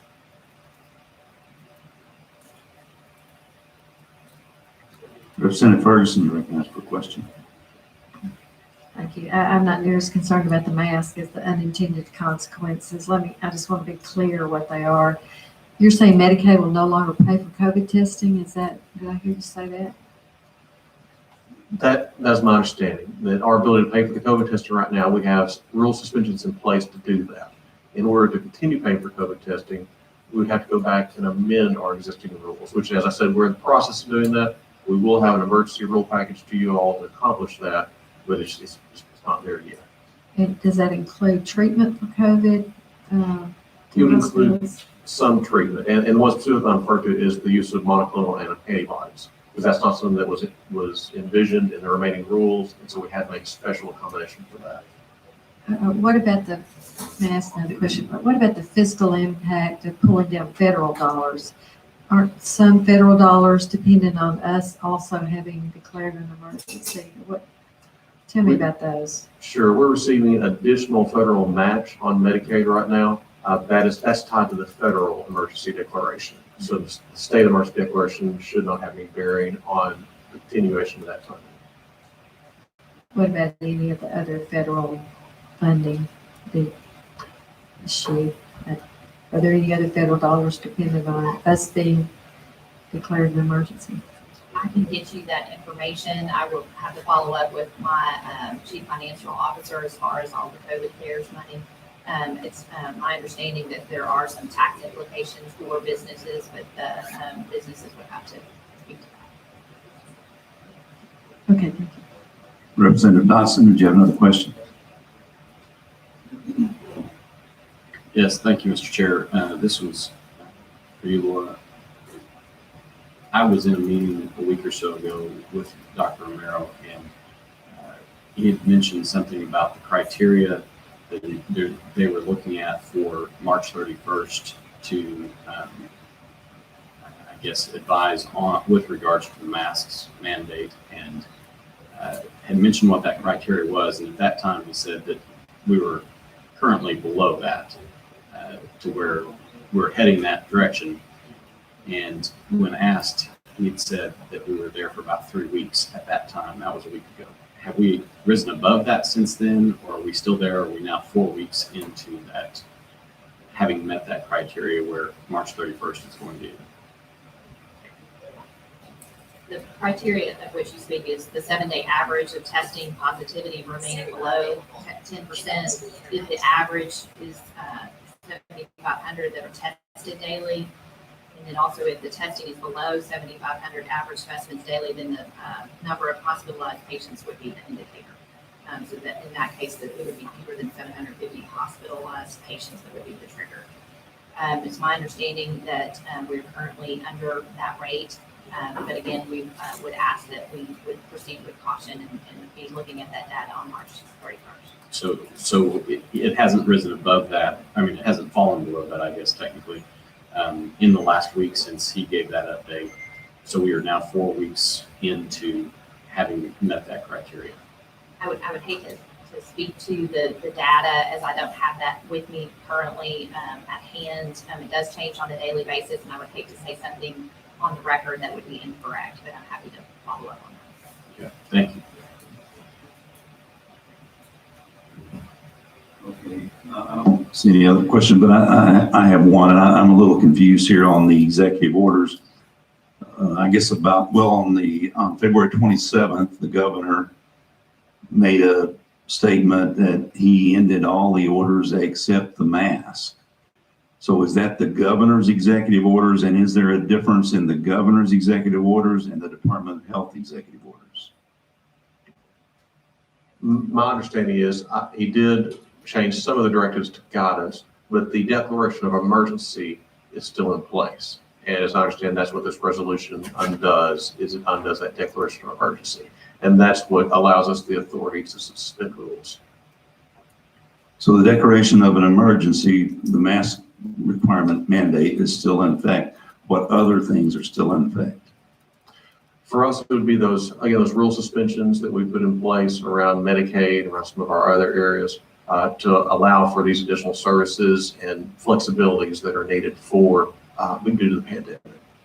But there are no directives in place. If I can distinguish between telling someone to do something and a directive, as opposed to we're allowing some things that weren't allowed before. So our restaurants are allowed to be open 100%? And I cannot speak to that. That would be within the purview of Department of Health. Mr. Chair, if I could address that, all of the directives that were in effect back in February, I believe there were 17 that were still in effect, they moved to guidances, and so they now are strong recommendations. They're based on scientific data and medical consensus, and so we strongly recommend that the folks follow our guidelines, that they are mere guidelines and not directives. So are guidances and recommendations enforceable? No, sir. Thank you.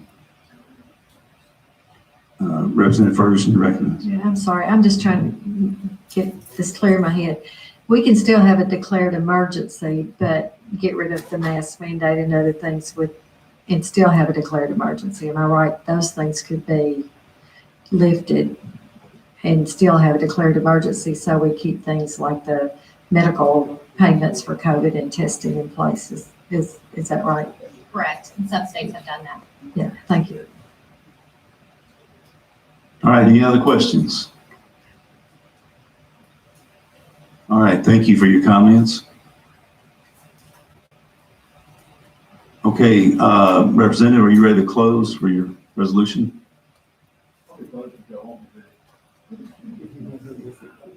Representative is closed. You have a motion. Okay, we have a motion of due pass as amended. Any discussion on the motion? Seeing none. Representative Wardlaw, you're recognized. Don't be shy. Any further discussion? Representative Wing, you're recognized. I'm just, some of the concerns I had, I mean, I'm all in favor of what we're trying to do here. I'm just worried about the timing of it. I don't want to leave some unfinished business that's important to what we need to do. And I know that we've got a bill that we sent out of here that is over in the Senate that got changed up a bit. And that's something that's, I think, important to most of us. Just kind of helped me feel a little bit more comfortable with that. And also with the fact that we could do this and then the governor could turn right around tomorrow and then undo all of this by declaring a new emergency. Just kind of help me through that. Okay.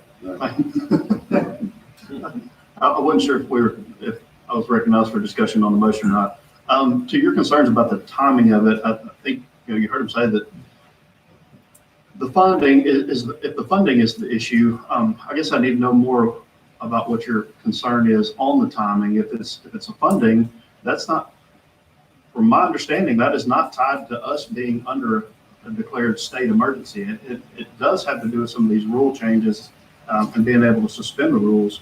But I would also say that they can bring the emergency rules to us for our approval. But as long as we remain under a declared emergency, the executive branch has all the authority.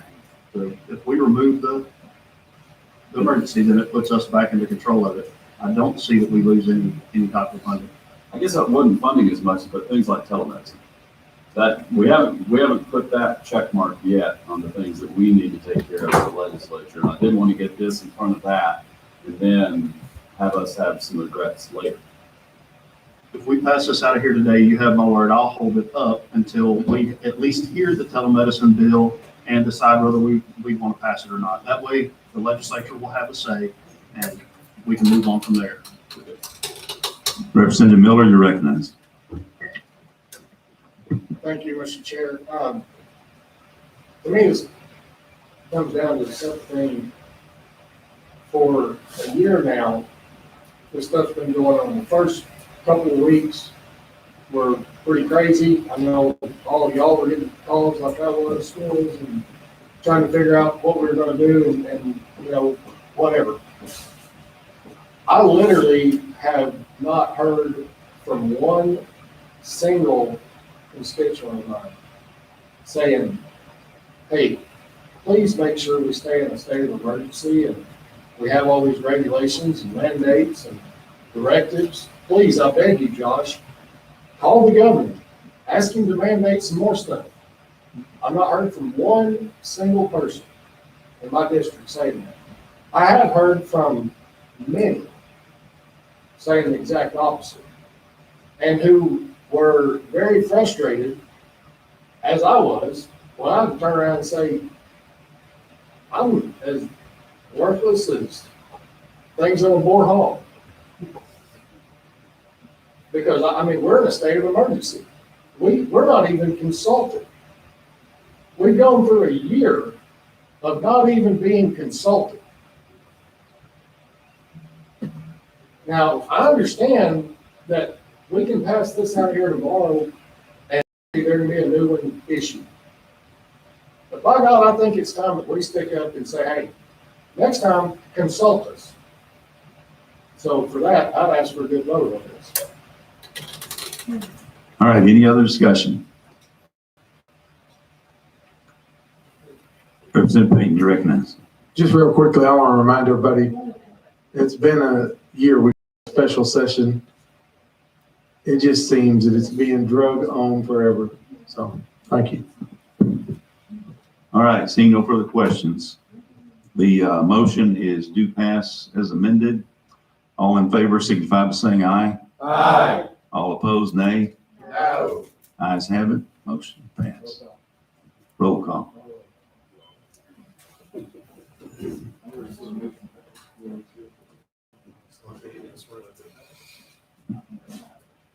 You don't say it passed before you said roll call? I said, motion passed. I said motion passed and then three hands and Representative Cloud. Yes. Yes. Representative Davis. Representative Davis. Representative Perry. No. No. Representative Penzo. Yes. Yes. Representative Wayne. Yes. Yes. Representative Pilkington. Representative Pilkington. Representative Coleman. No. No. Representative Allen. Representative Allen. Representative Boyd. No. Yes. No. No. Representative Gonzalez. Yes. Representative Gray. Representative Dodson. Yes. Representative Eubanks. No. No. Representative Wardlaw. No. No.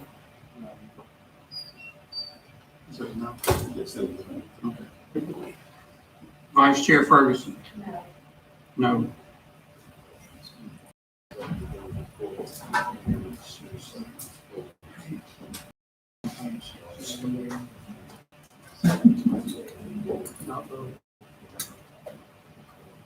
Representative, your resolution has failed. All right, committee, we're going to move on down. We got two more bills that we really need to hear today. Senate Bill 378. Is Representative Gasaway still here? So it looks like he may have. He's here, okay. Representative Gasaway, you're recognized to present SB 378.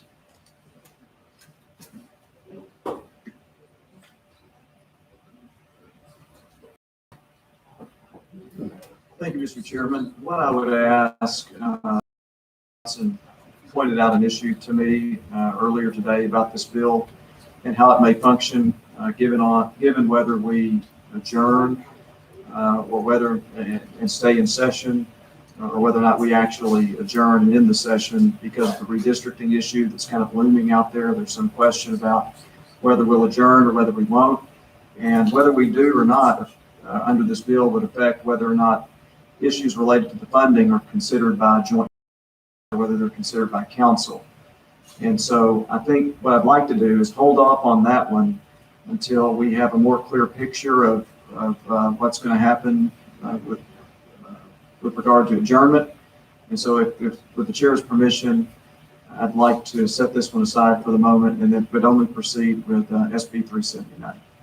Are you saying whether we adjourn or recess? Is that what would be? That's the proper terminology. I'm sorry. Okay, Yes. we can do that. So we'll move on to SB 379.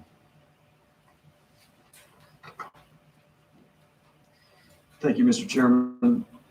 Colleagues, this bill is in response to what we've seen over the last year with regard to the emergency powers that have been exercised by the governor and the extent of involvement that our current Emergency Services Act affords the legislature. As many of you know, after the emergency declaration was issued, we in the legislature were consulted very little. We did not have any real meaningful decision-making during the emergency from the time that it was declared by the governor. Many of you, I'm sure like me, received calls from your constituents when certain, whether it was by executive order or directive of the Department of Health came down, who wanted to know, why is this happening? Why can I not operate my business? Why can I not cut hair? Why can I not restaurant? What are you guys doing down there? You had to respond to your constituents that I didn't have anything to do with that, no say in that issue. Here's the governor's office number, call them. And that was the position I found myself in, and I'm sure that many of you found yourself in. And that goes back to the Emergency Services Act of 1973, which sets forth the powers of the governor and the powers of the legislature in the event of a disaster. And what we find is unfortunately, the Emergency Services Act of 1973 gives the governor almost ultimate power during these states of disaster. Legislative research, when I started working on this issue back in the summer of 2020, what the legislative history was on the Emergency Services Act, what may have occurred during the debate, and why the legislature would have chosen to give away so much power to the governor and not keep any for themselves. And the Bureau wasn't able to find anything. I asked them if they could even go back and look in the Arkansas Democrat-Gazette to see if there's any reporting on the issue and any debate about why the legislature would choose to give up that much power and authority. And they couldn't find anything, and that's still a mystery to me today. So the situation that we found ourselves in was not unlike what every other legislature in the country found themselves in that we had an old statute that really hadn't been tested or dusted off since its initial passage. And again, this was originally passed in 1973, and we've not had a reason to dust it off or use it and know that how limited we truly were with regard to the power of the legislature until this current pandemic. And so what we've seen is that the legislature has no power in these emergency situations. And what we seek to do with this bill is to empower the legislature when there is an emergency declaration by the governor, giving the legislature the power to terminate, giving the legislature power over executive orders, giving the legislature power over determinations and directives issued by the Department of Health. And then there's temporary language at the end in a couple of sections that deal with the present emergency that we're in and how we deal with executive orders and directives that are in place at the time of the passage of this bill. And so that's kind of a separate issue in the first section of the bill, and I'm going to go through it in a little more detail. I don't want to belabor the point. I know it's been a long day. The committee's had a lot of tough issues today, and it's getting late in the day, so I don't want to belabor things, but I do want to cover it thoroughly enough where you feel like you understand what it does. And so what I would say is in the early parts of the bill, we set forth a general framework for how these types of situations will work out in the future with regard to the involvement of the legislature. And then at the end of the bill, we have temporary language which addresses how we're going to deal with the present situation. And so one of the first things that you'll see in the bill, in the first section of the bill, if you're on page 2 of the bill, you'll see that the statewide state of disaster emergency cannot continue for longer than 60 days unless renewed by the governor, so long as legislative council does not deny the request for the renewal. So it can't last any longer than 60 days. If the governor wants to go beyond 60 days, he'll have to request renewal from legislative council, and legislative council will decide at that time whether to terminate or not. But we're not going to let this thing continue for long periods of time before, again, the legislature gets involved. What you'll also see, and what's important in this section, is that beginning on lines 29 on page 2, the legislature will have the authority to terminate a state of disaster emergency at any time. And so there are a couple of distinctions in this bill about states of disaster emergency that I want to be clear about. There's any state of disaster emergency, whether it's what we would call a statewide state of disaster emergency, which is defined in the bill as being 19 counties or 25% of the overall population of the state of Arkansas. That is a statewide state of disaster emergency. Then you just have any state of disaster emergency that the governor may declare. And the point is, if you have a governor who does something that's rogue and violates any standard of common sense, the legislature has the ability at any time to come in and terminate that emergency, whether that's a local emergency because of something that happened in Jonesboro, or whether that's a statewide state of disaster emergency. How do we terminate under this bill a governor's state of disaster emergency? And how we get there is it can be called by the Speaker of the House and the Pro Tem of the Senate, or if 51 members of the House request a meeting, and 18 members of the Senate request a meeting, then we can get to a meeting to terminate a state of disaster emergency, whether that's a local state of disaster emergency or a statewide state of disaster emergency. And we can do that at any time. And we do that by committee of the whole. The House would meet at a committee of the whole to debate the declaration of state of disaster emergency. The Senate would meet as a committee of the whole to debate the state of disaster emergency. And if we passed a concurrent resolution, then that would go to the governor for his signature. There were different variations of the bill, I will tell you, that had different types of resolutions that could be passed to terminate the state of disaster emergency. We ultimately went with concurrent resolution because there was some question about if you didn't do it by concurrent resolution, which is the type of resolution that's recognized in the Constitution. So generally, I mean, the legislature can pass bills, which become laws by the signature of the governor, or we can pass concurrent resolutions, which carry much more force than other types of resolutions. And so with the concurrent resolution, if we pass that, the House and Senate, then it goes to the governor for his signature. And we write into the bill that it would operate like the passage of any other bill. If it goes to the governor and the governor won't sign it, then in 5 days, we come back and vote again, and that concurrent resolution terminates the emergency. If the governor vetoes the concurrent resolution, so to speak, then same process. After 5 days, we come back, we can override that veto, and we can terminate the emergency.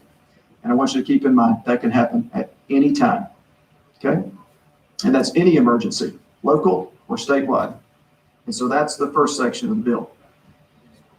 The next section of the bill sets forth the process when the governor declares a statewide state of disaster emergency.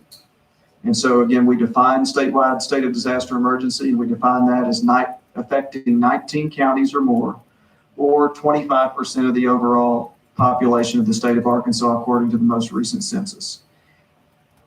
If there's a state of disaster emergency that affects that number of people, then the governor has to declare it as a statewide state of disaster emergency. Upon the governor declaring a statewide state of disaster emergency, and this is important because this guarantees legislative involvement. If there is a statewide state of disaster emergency, the bill says that the legislature shall meet within 8 days to consider termination of the governor's declaration. And that process works the same way that we talked about. That's a committee of the whole of the House to debate a resolution for termination. The Senate meets as a committee of the whole to debate a resolution for termination. If that passes, then it goes to the governor. If the governor won't sign it, it's the same processes that we discussed before. At 5 days pass, we can override that and we can terminate the emergency. And that is a guaranteed meeting, and that was one of the things that we heard from the legislature. We're going to make sure that if it's a statewide, that the legislature is going to get a guaranteed meeting and a guaranteed voice at the outset. One of the other things was we wanted to make it the whole House and the whole Senate, because if the governor issues a statewide state of disaster emergency, it affects everybody.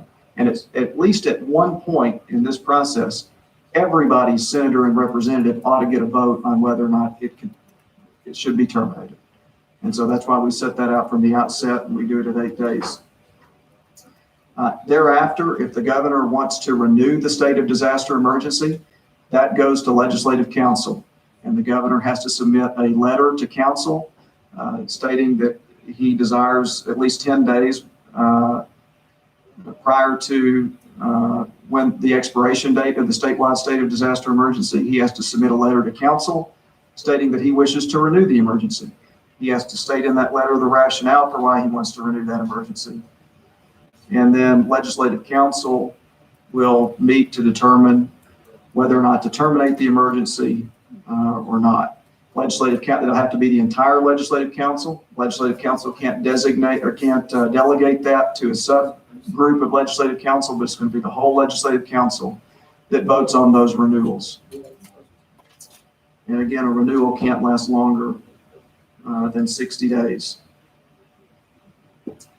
And if we're in a state of emergency, there's a provision that the legislative council can adopt whatever rules may be necessary in order to perform its duties under this section. Section 3 says, just kind of interesting, came up in the debate, the governor shouldn't be able to prohibit members of the General Assembly from accessing the seat of government.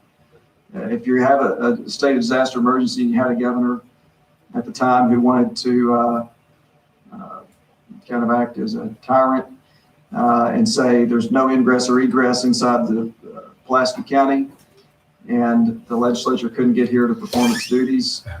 And I realize that's kind of you have to kind of think like a maniacal governor there. It's kind of an odd way to think. Someone brought it up, and so we made sure to say that the governor can't prohibit us from accessing the Capitol so that we can do our job. Section 4, we talk about executive orders. If the governor issues executive orders, those will go to council for review. If he wishes to then renew an executive order, again, those will be renewed by council individually. Council can terminate the executive orders that the governor may issue. And let's see here.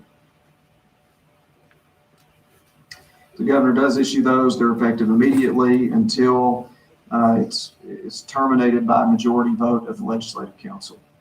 And so that's how how we deal with executive orders. The same thing has to be a majority vote of the board. You can't delegate that to some subcommittee council. Section 5 deals with the Board of Health. And what we say there is the Board of Health currently under the Emergency Services Act has tremendous.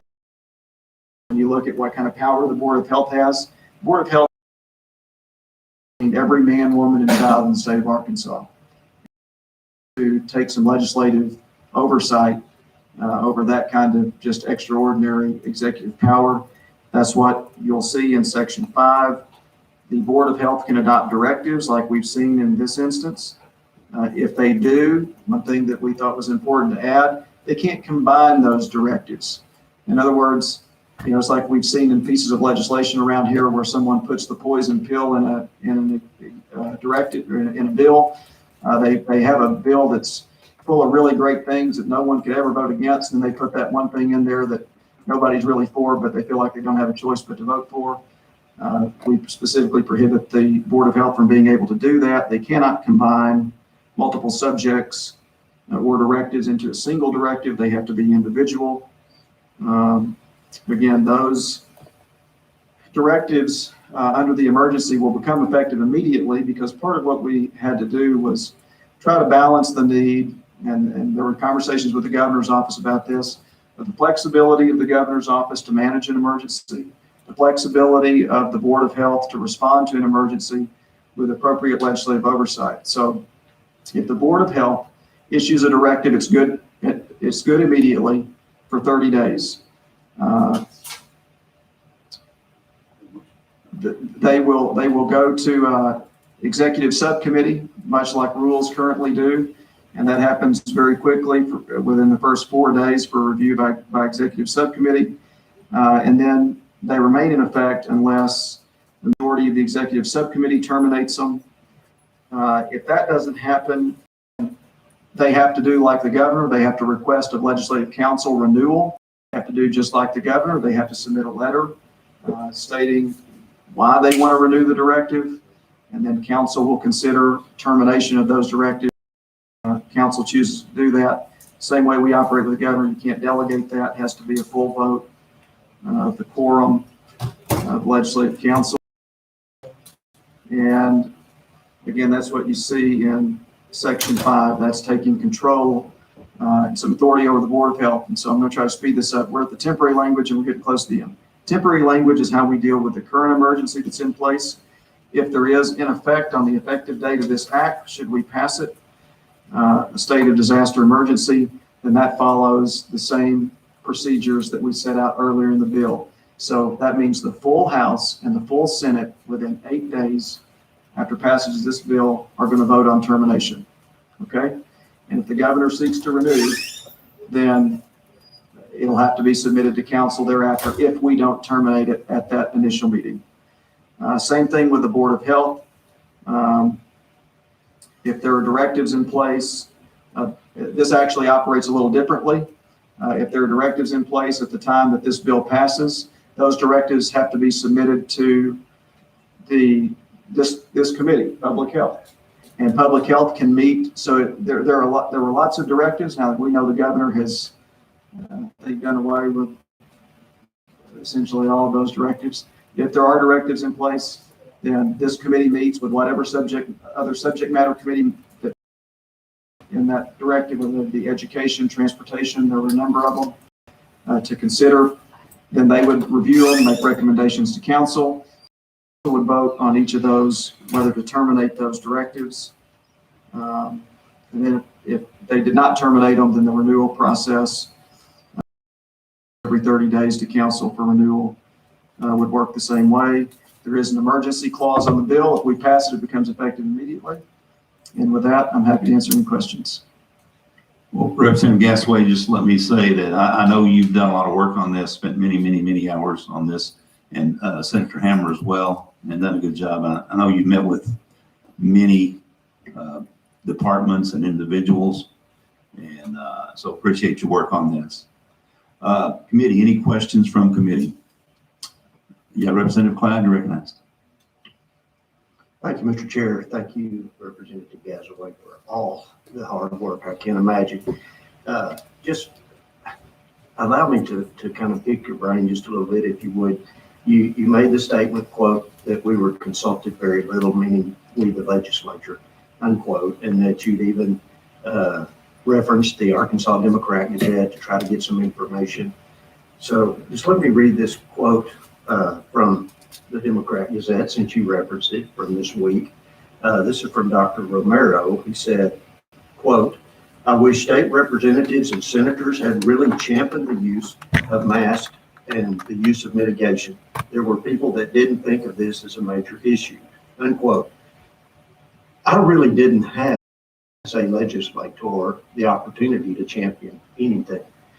So my question with everything you've been through, do you see something in retrospect, 2020 they say, that we could have done as a legislature to help with this situation in spite of this quote? I think legally, under the Emergency Services Act as it existed, no, I don't think that we had much ability to do anything. The governor could have called us into an executive session. He didn't. That would have been an opportunity for us to weigh in on some of these issues, to hear them out, and to take a vote. The legislature doesn't have the ability to call itself into session. And so without that ability, I think from a purely legal standpoint, we really didn't have a way to weigh in unless the governor would have called us into special session. And of course, that didn't happen. Representative Boyd, you recognize. Thank you, Mr. Chair. I think I got a pretty quick question. So what if this is like a major disaster that like takes out the roads and so on and so forth, and we can't all assemble in Little Rock, not because the governor keeps us out, but because there's that much destruction? How might it work then? I seem to recall that there's a provision, I know that was discussed.